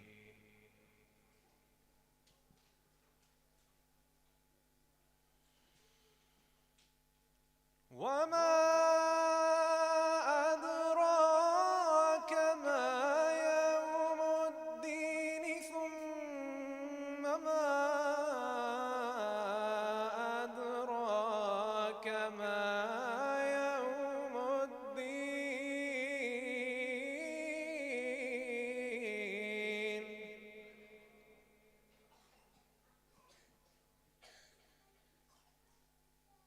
يوم لا تملك نفس لنفس شيئا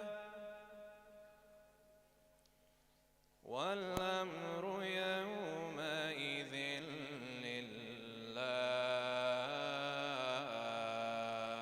لله صدق الله العلي العظيم اللهم صل وسلم وزد وبارك على رسول الله وآله الأطهار على رسول الله وآله الأطهار صلوا على محمد وآل محمد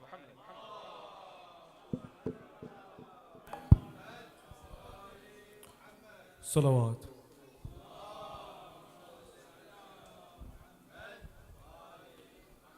Thank you, Sayyid Hamza, for the beautiful recitation of Surah Infitar. I'd now like to invite Brother Rashid Haider to come recite, so if we can welcome him with the loudest of your salawats.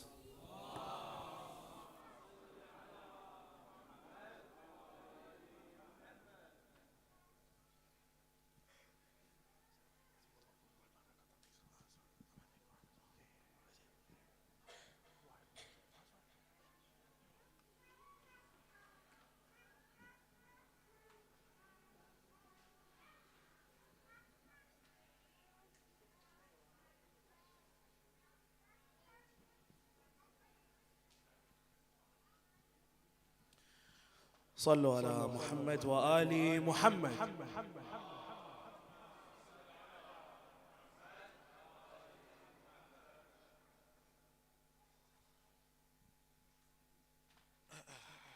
Inshallah, I'll be reciting from Surah Al-Baqarah, from ayah number 284 to ayah number 286. Before I begin, once again, please recite another loud salat ala Muhammad wa ali Muhammad.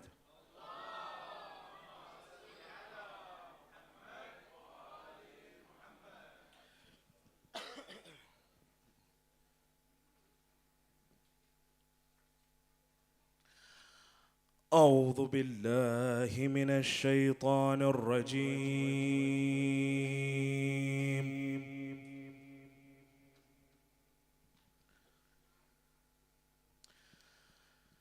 بسم الله الرحمن الرحيم.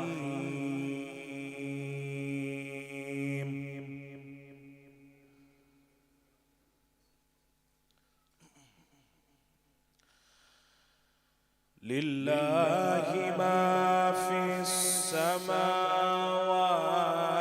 وما في الأرض.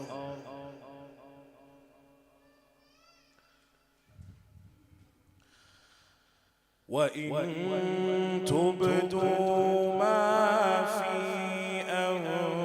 أنفسكم أو تخفوه يحاسبكم به الله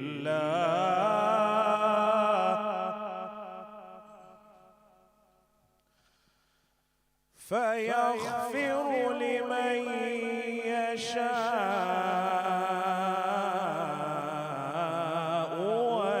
ويعذب من يشاء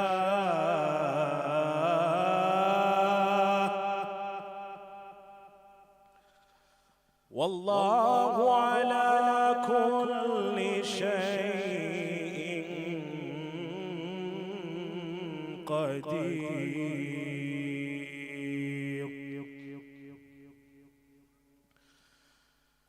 لله ما في السماوات وما في الأرض وإن تبدوا ما في أنفسكم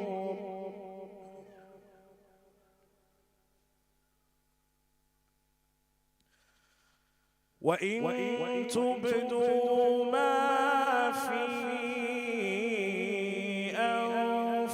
أنفسكم أو تخفوه يحاسبكم به الله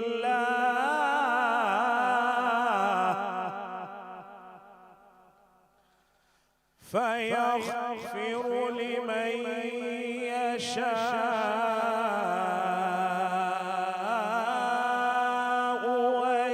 ويعذب من يشاء والله على كل شيء قدير.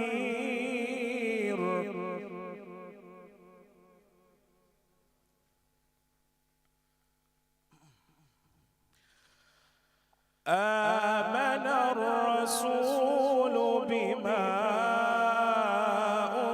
أنزل إليه من ربه والمؤمنون كل آمن بالله وملائكته وكتبه ورسله لا نفرق بين أحد من رسله وقالوا سمعنا وأطعنا غفرانك ربنا وإليك المصير.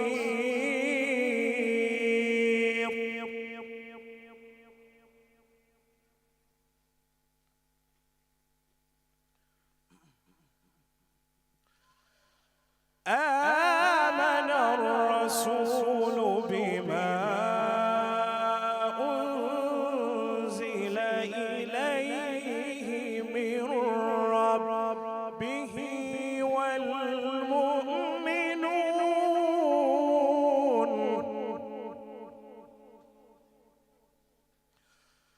كل آمن بالله وملائكته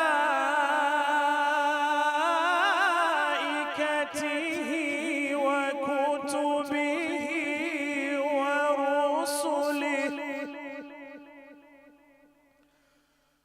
لا نفرق بين أحد من رسله وقالوا سمعنا وأطعنا غفرانك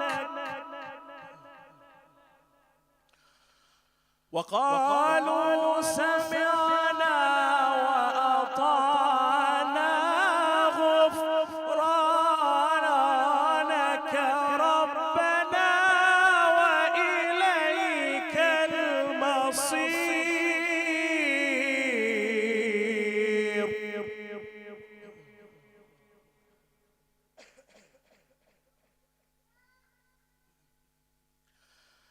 لا يكلف الله نفسا إلا وسعها لها ما كسبت وعليها ما اكتسبت ربنا لا تؤاخذنا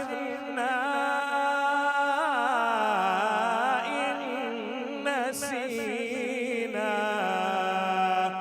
أو أخطأنا.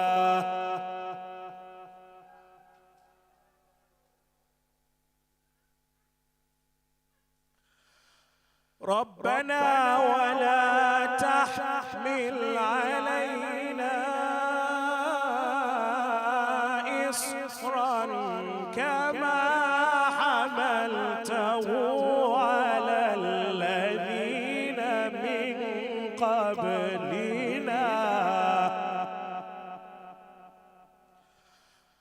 ربنا ولا تحملنا ما لا طاقة لنا به واعف عنا واعف عنا واغفر لنا وارحمنا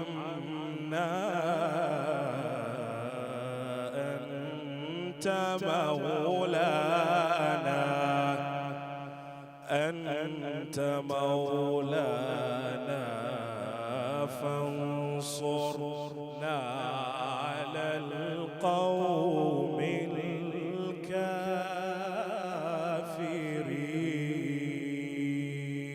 الكافرين. صدق الله العلي العظيم. اللهم صل وسلم وزد وبارك على رسول الله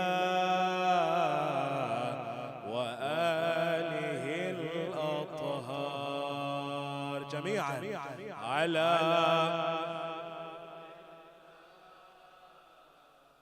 وآله الأطهار. صلوا على محمد وآل محمد.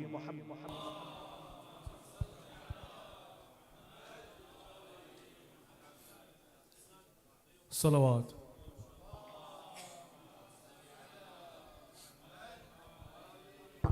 Thank you, Mullah Rashid.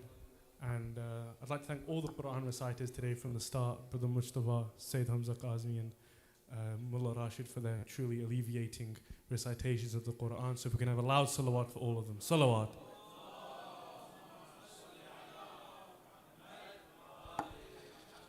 As well as that, if all the brothers could please take a step and move as far forward as possible, as the distance between the sisters is getting really, really small.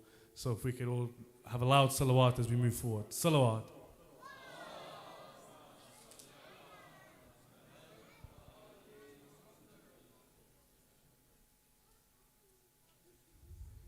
There's loads of spaces here, brothers. Please do move as far forward as you can. Salawat.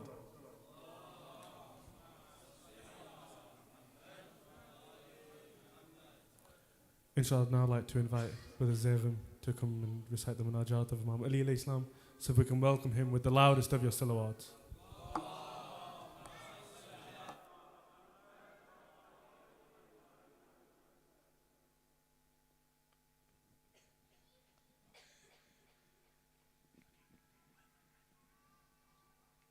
صلنا على محمد وآل محمد.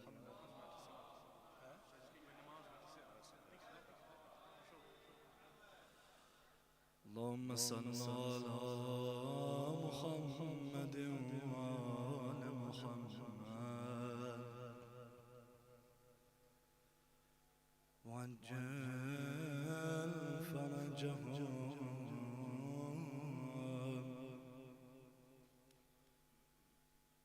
اللهم كن لوليك الحجة ابن الحسن صلواتك عليه وعلى جميعا في هذه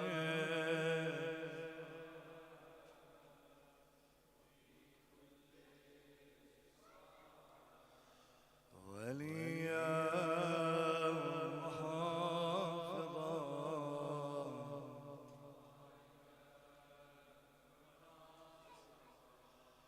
ودليلا وعينا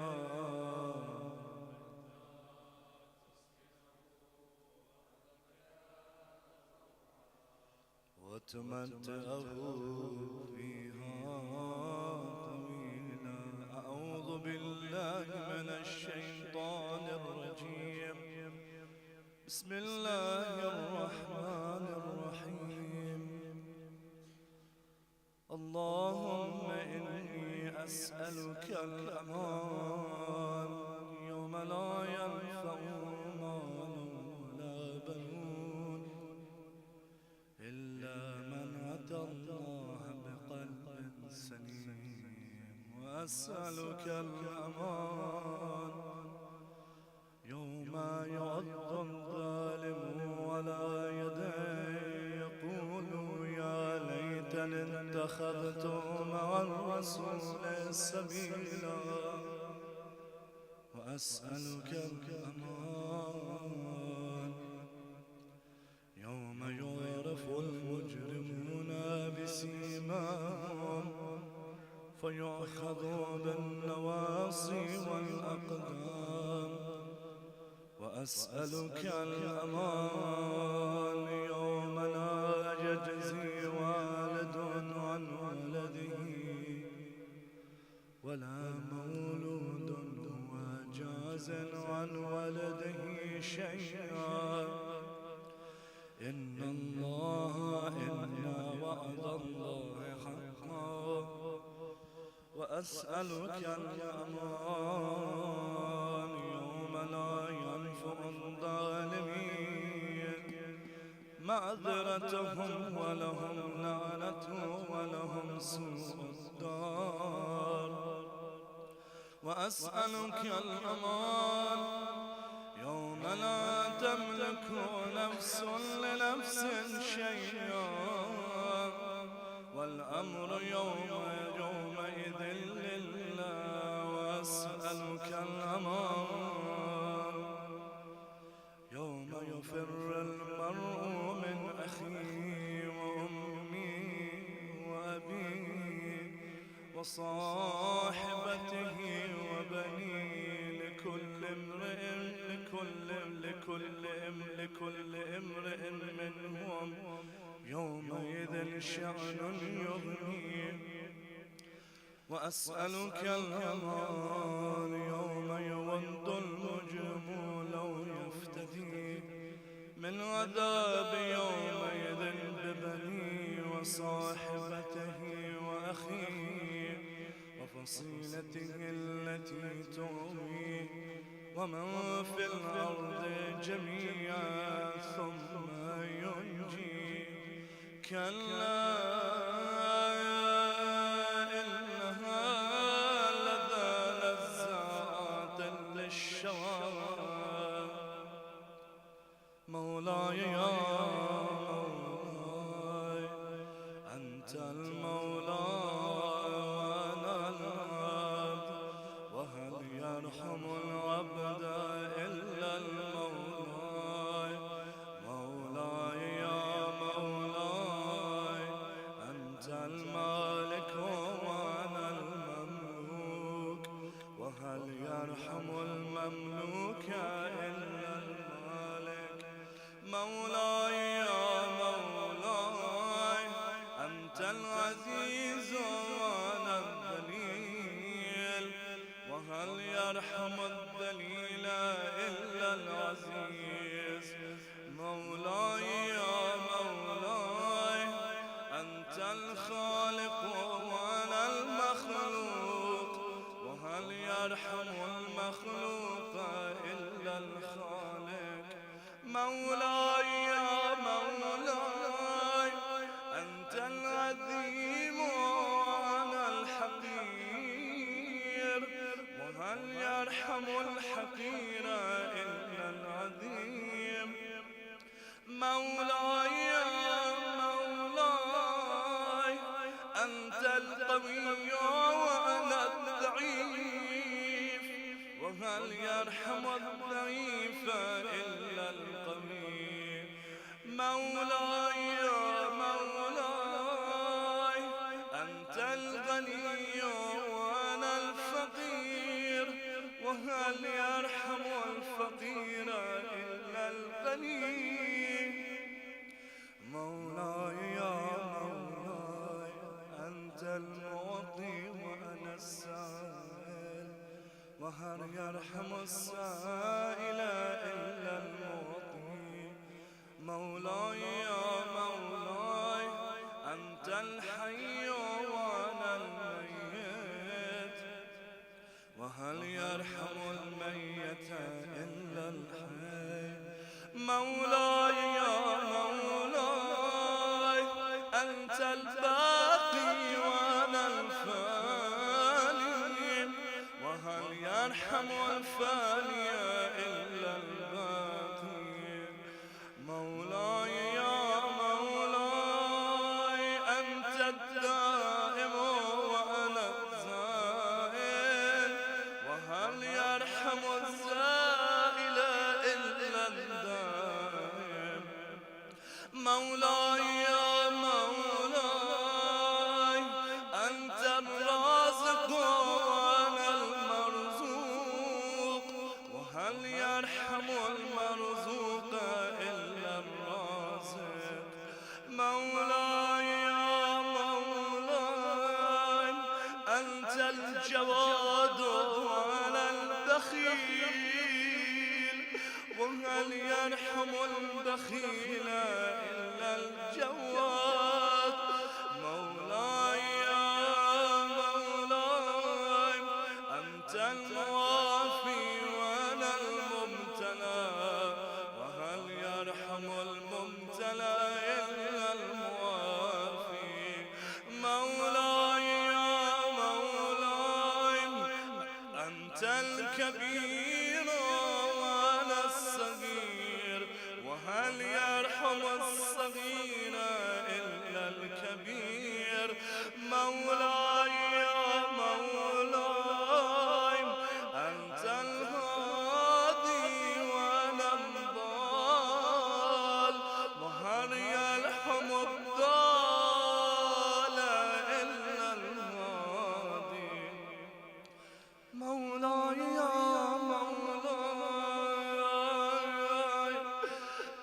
الرحمن وأنا المرحوم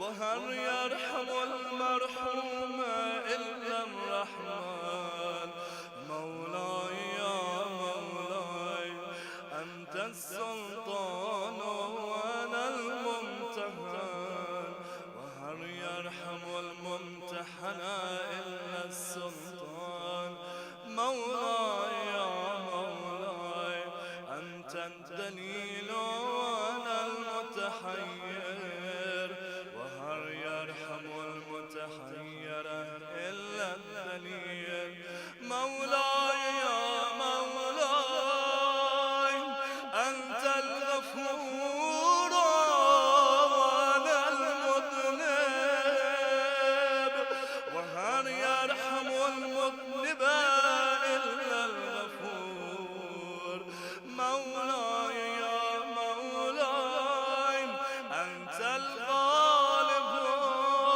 وأنا المغلوب وهل يرحم المغلوب إلا الغالب مولاي يا مولاي أنت الرب وأنا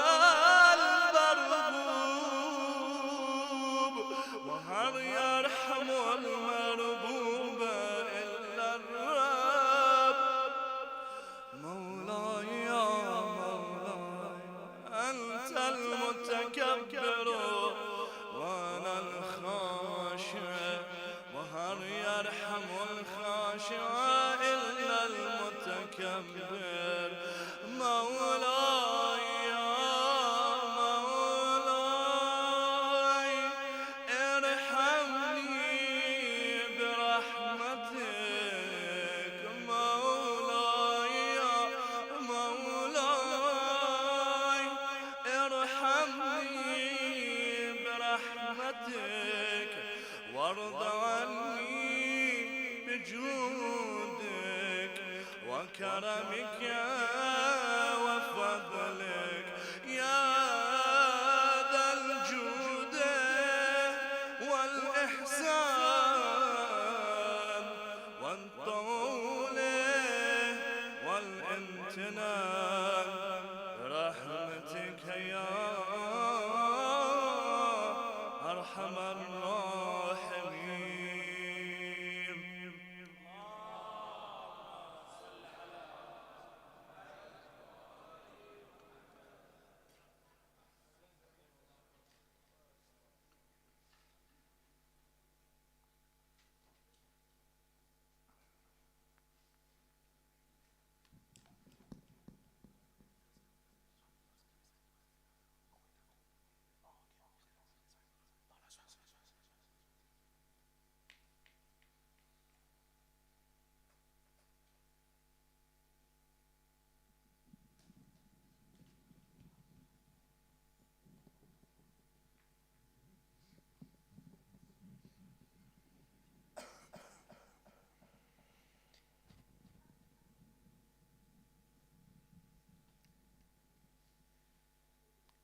بسم الله الرحمن الرحيم إن الله وملائكته يصلون على النبي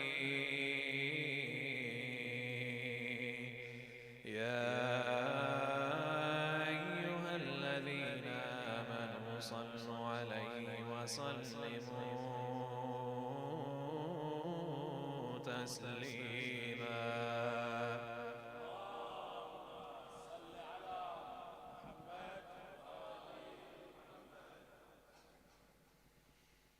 بسم الله الرحمن الرحيم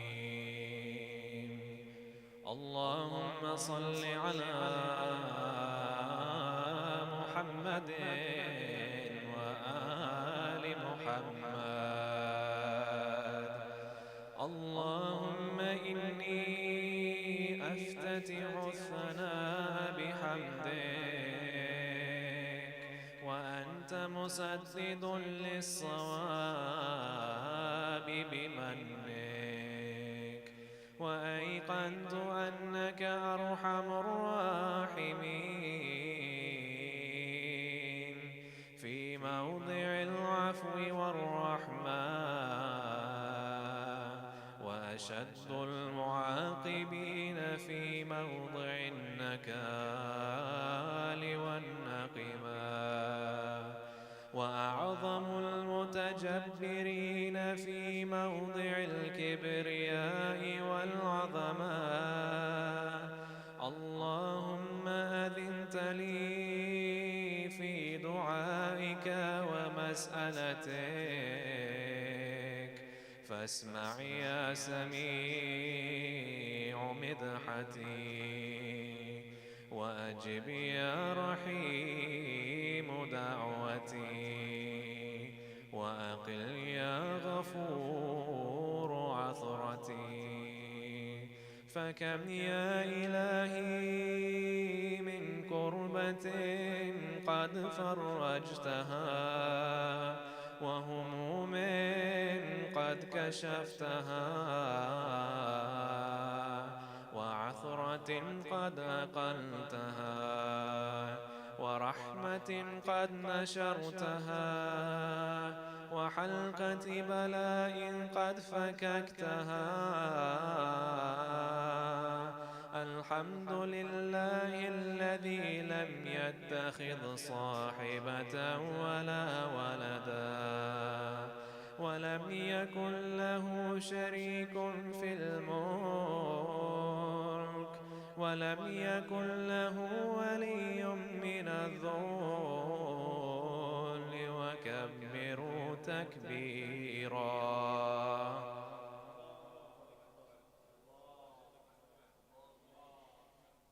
الحمد لله بجميع محامده كلها، على جميع نعمه كلها. الحمد لله الذي لا مضاد له في ملكه، ولا منازع له في أمره.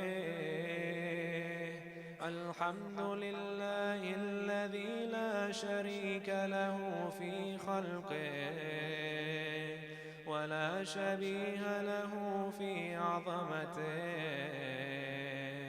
الحمد لله الفاشي في الخلق أمره وحمده، الظاهر بالكرم مجده، الباسط بالجود يده، الذي لا تنقص خزائنه،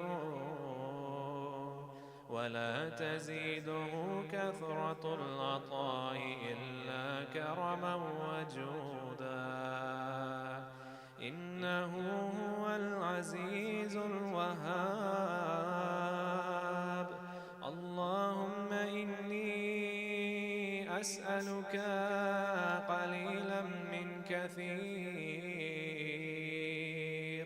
مع حاجة بي إليه عظيما، وغناك عنه قديم، وهو عندي كثير، وهو عليك سهل يسير. اللهم إن عفوك عن ذنبي،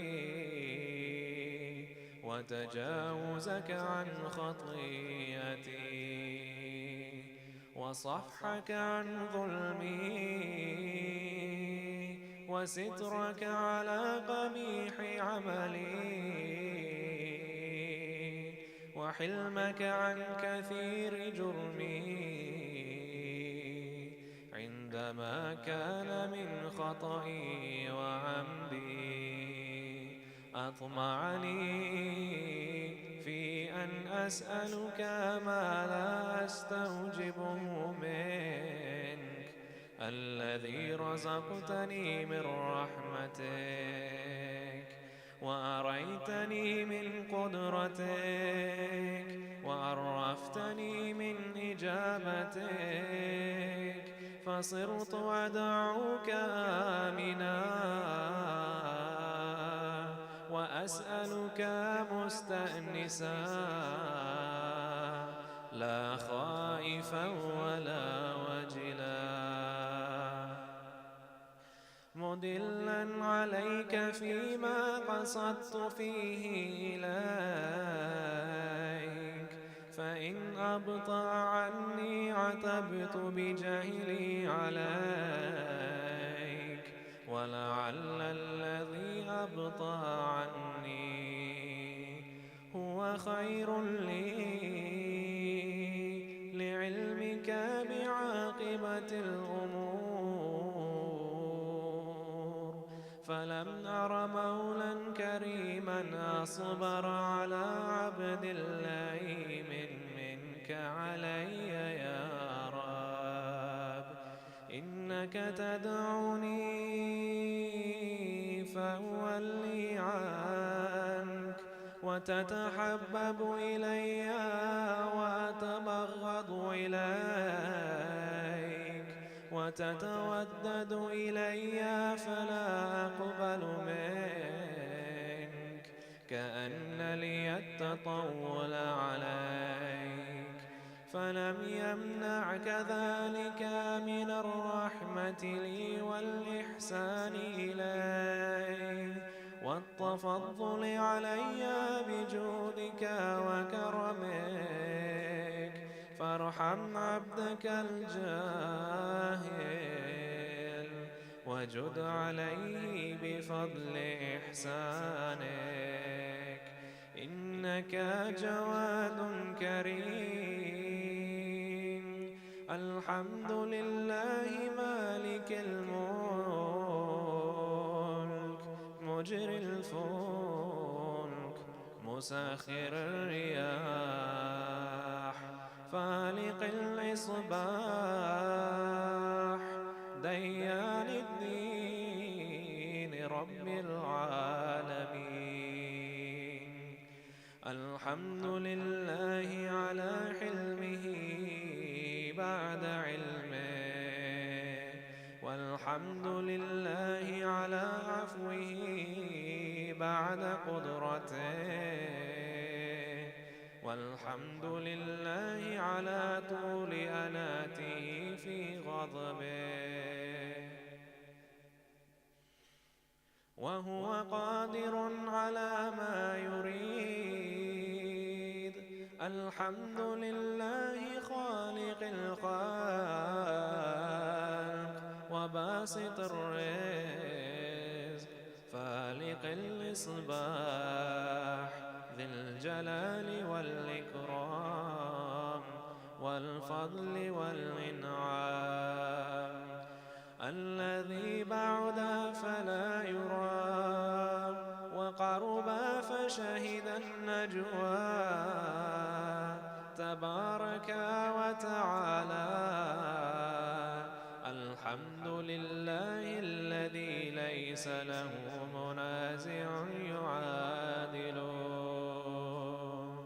ولا شبيه يشاكله ولا ظهير يعاضده قهر بعزته الأعزاء وتواضع لعظمته العظماء فبلغ بقدرته ما يشاء الحمد لله الذي يجيبني حين أنادي ويستر علي كل عورة وأنا أعصي ويعظم النعمة علي فلا أجازيه فكم من موهبة هنية قد أعطاني وعظيمة مخوفة قد كفاني وبهجة مونقة قد أراني فأثني عليه حامدا وأذكره مسبحا الحمد لله الذي لا يهتك حجابه ولا يغلق بابه ولا يرد سائل ولا يخيب آمل الحمد لله الذي يؤمن الخائفين وينجي الصالحين ويرفع المستضعفين ويضع المستكبرين ويهلك ملوكا ويستخلف آخرين والحمد لله قاسم الجبارين مبير الظلمين مدرك الهاربين نكال الظالمين صريخ المستصرخين موضع حاجات الطالبين معتمد المؤمنين الحمد لله الذي من خشيته ترعد السماء وسكانها وترجف الأرض وعمارها وتموج البحار ومن يسبح في غمراتها الحمد لله الذي هدانا لهذا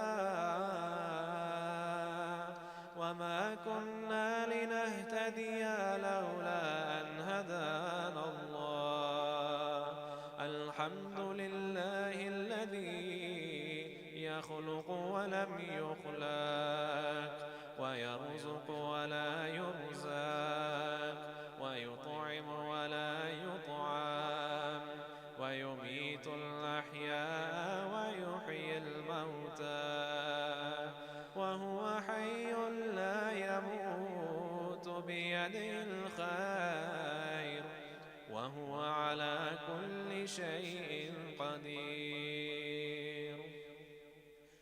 اللهم صل على محمد عبدك ورسولك وأمينك وصفيك وحبيبك وخيرتك من خلقك وحافظ سرك ومبلغ رسالاتك أفضل وأحسن وأجمل وأكمل وأزكى وأنمى وأطيب وأطهر وأسنى وأكثر ما صليت وباركت وترحمت وتحننت وسلمت على أحد من عبادك وأنبيائك ورسلك وصفوتك وأهل الكرامة عليك من خلقك اللهم وصل على علي أمير المؤمنين ووصي رسول رب العالمين عبدك ووليك وأخي رسولك وحجتك على خلقك وآيتك الكبرى والنبأ العظيم وصل على الصديقة الطاهرة فاطمة الزهراء سيدة نساء العالمين وصل على سبطي الرحمة وإمامي الهدى الحسن والحسين سيدي شباب أهل الجنة وصل على أئمة المسلمين علي بن الحسين ومحمد وجعفر وموسى وعلي ومحمد الحسان والخلف الهادي المهدي حججك على عبادك وأمنائك في بلادك صلاة كثيرة دائما اللهم وصل على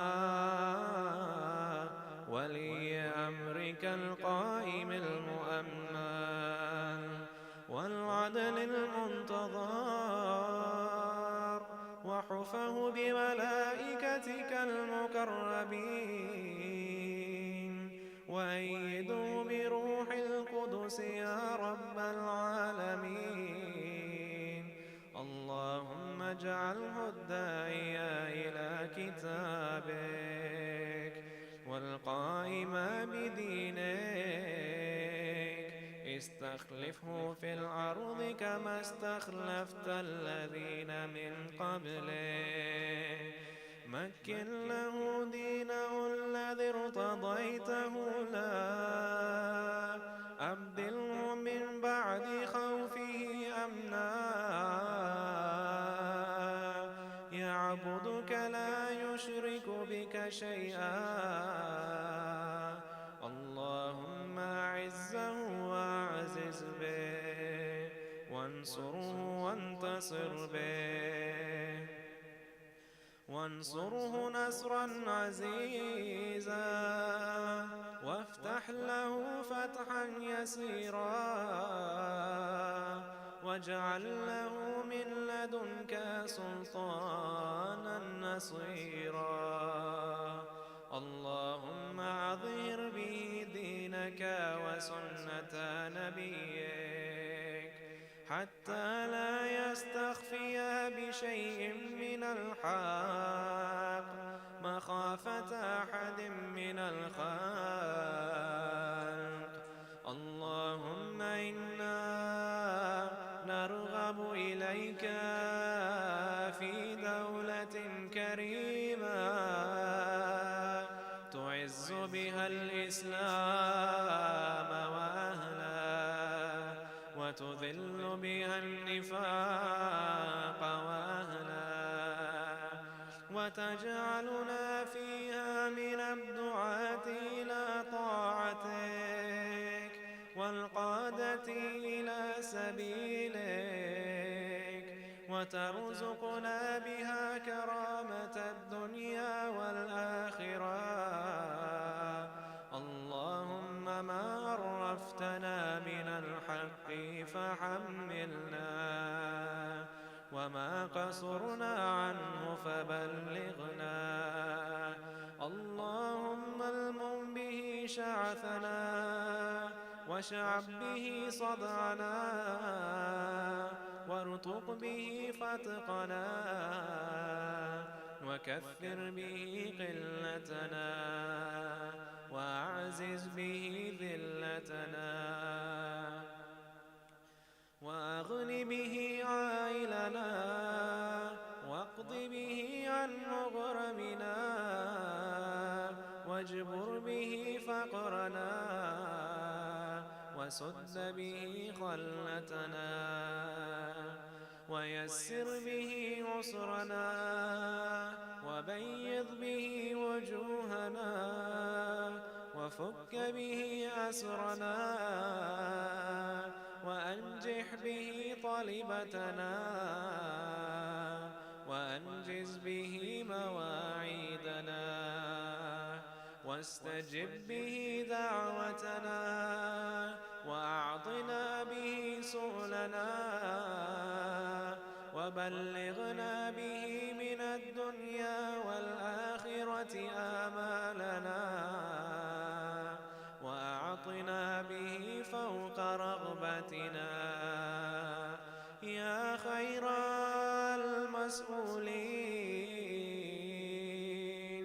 وأوسع المعطين اشف به صدورنا وأذهب به غيظ قلوبنا به لما اختلف فيه من الحق بإذنك إنك تهدي من تشاء إلى صراط مستقيم وانصرنا به على عدوك وعدونا إله الحق آمين اللهم إنا نشكو إليك فقد نبينا صلواتك عليه وآله وغيبة ولينا وكثرة عدونا وقلة عددنا وشدة الفتن بنا وتظاهر الزمان علينا فصل على محمد وآله وأعنا على ذلك بفتح منك تعجل وبضر تكشف ونصر تعز وسلطان حق تظهر ورحمة منك تجللناها وعافية منك تلبسناها برحمتك يا أرحم الراحمين وصل اللهم على محمد وآله الطاهرين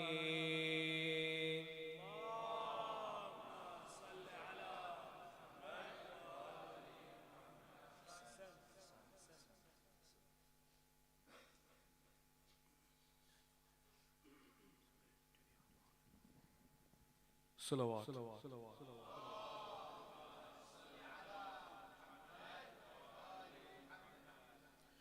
Inshallah, we will now begin with the Ammar.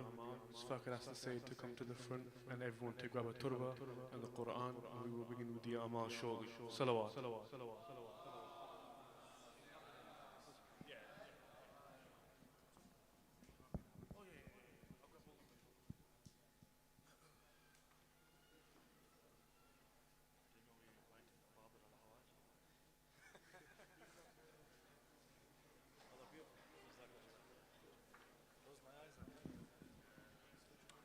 There may be a shortage of Quran, so anything that has the Quran on it you can use, juz, para, even if it's just a bit of it. So anything that has a bit of the Quran on it you still can use, so you don't need the whole Quran.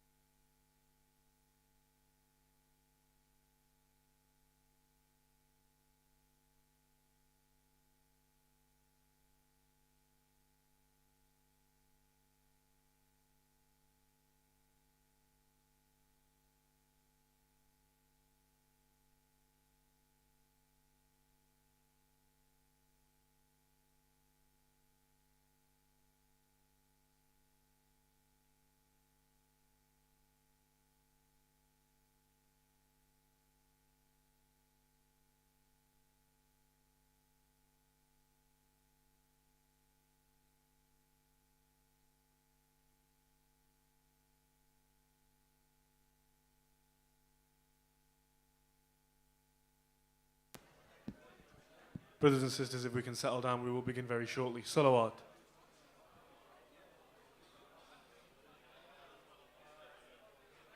So brothers and sisters, if we can all please at the very back, at the front here, if we can all settle down, we'd like to begin with the Amal. Everyone should have a Turba and a Quran, and inshallah we'll be able to start as soon as everyone has settled down.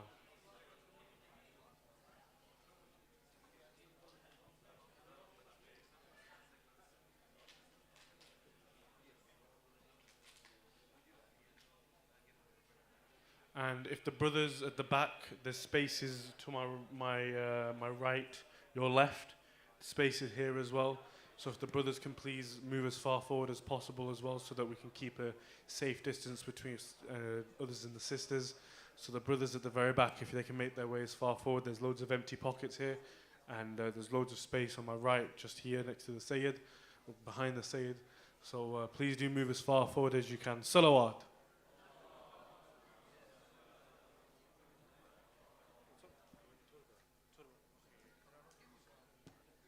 Brothers, over here there's plenty of space, so at the back please do come as far forward as you can, and there's plenty of space over here.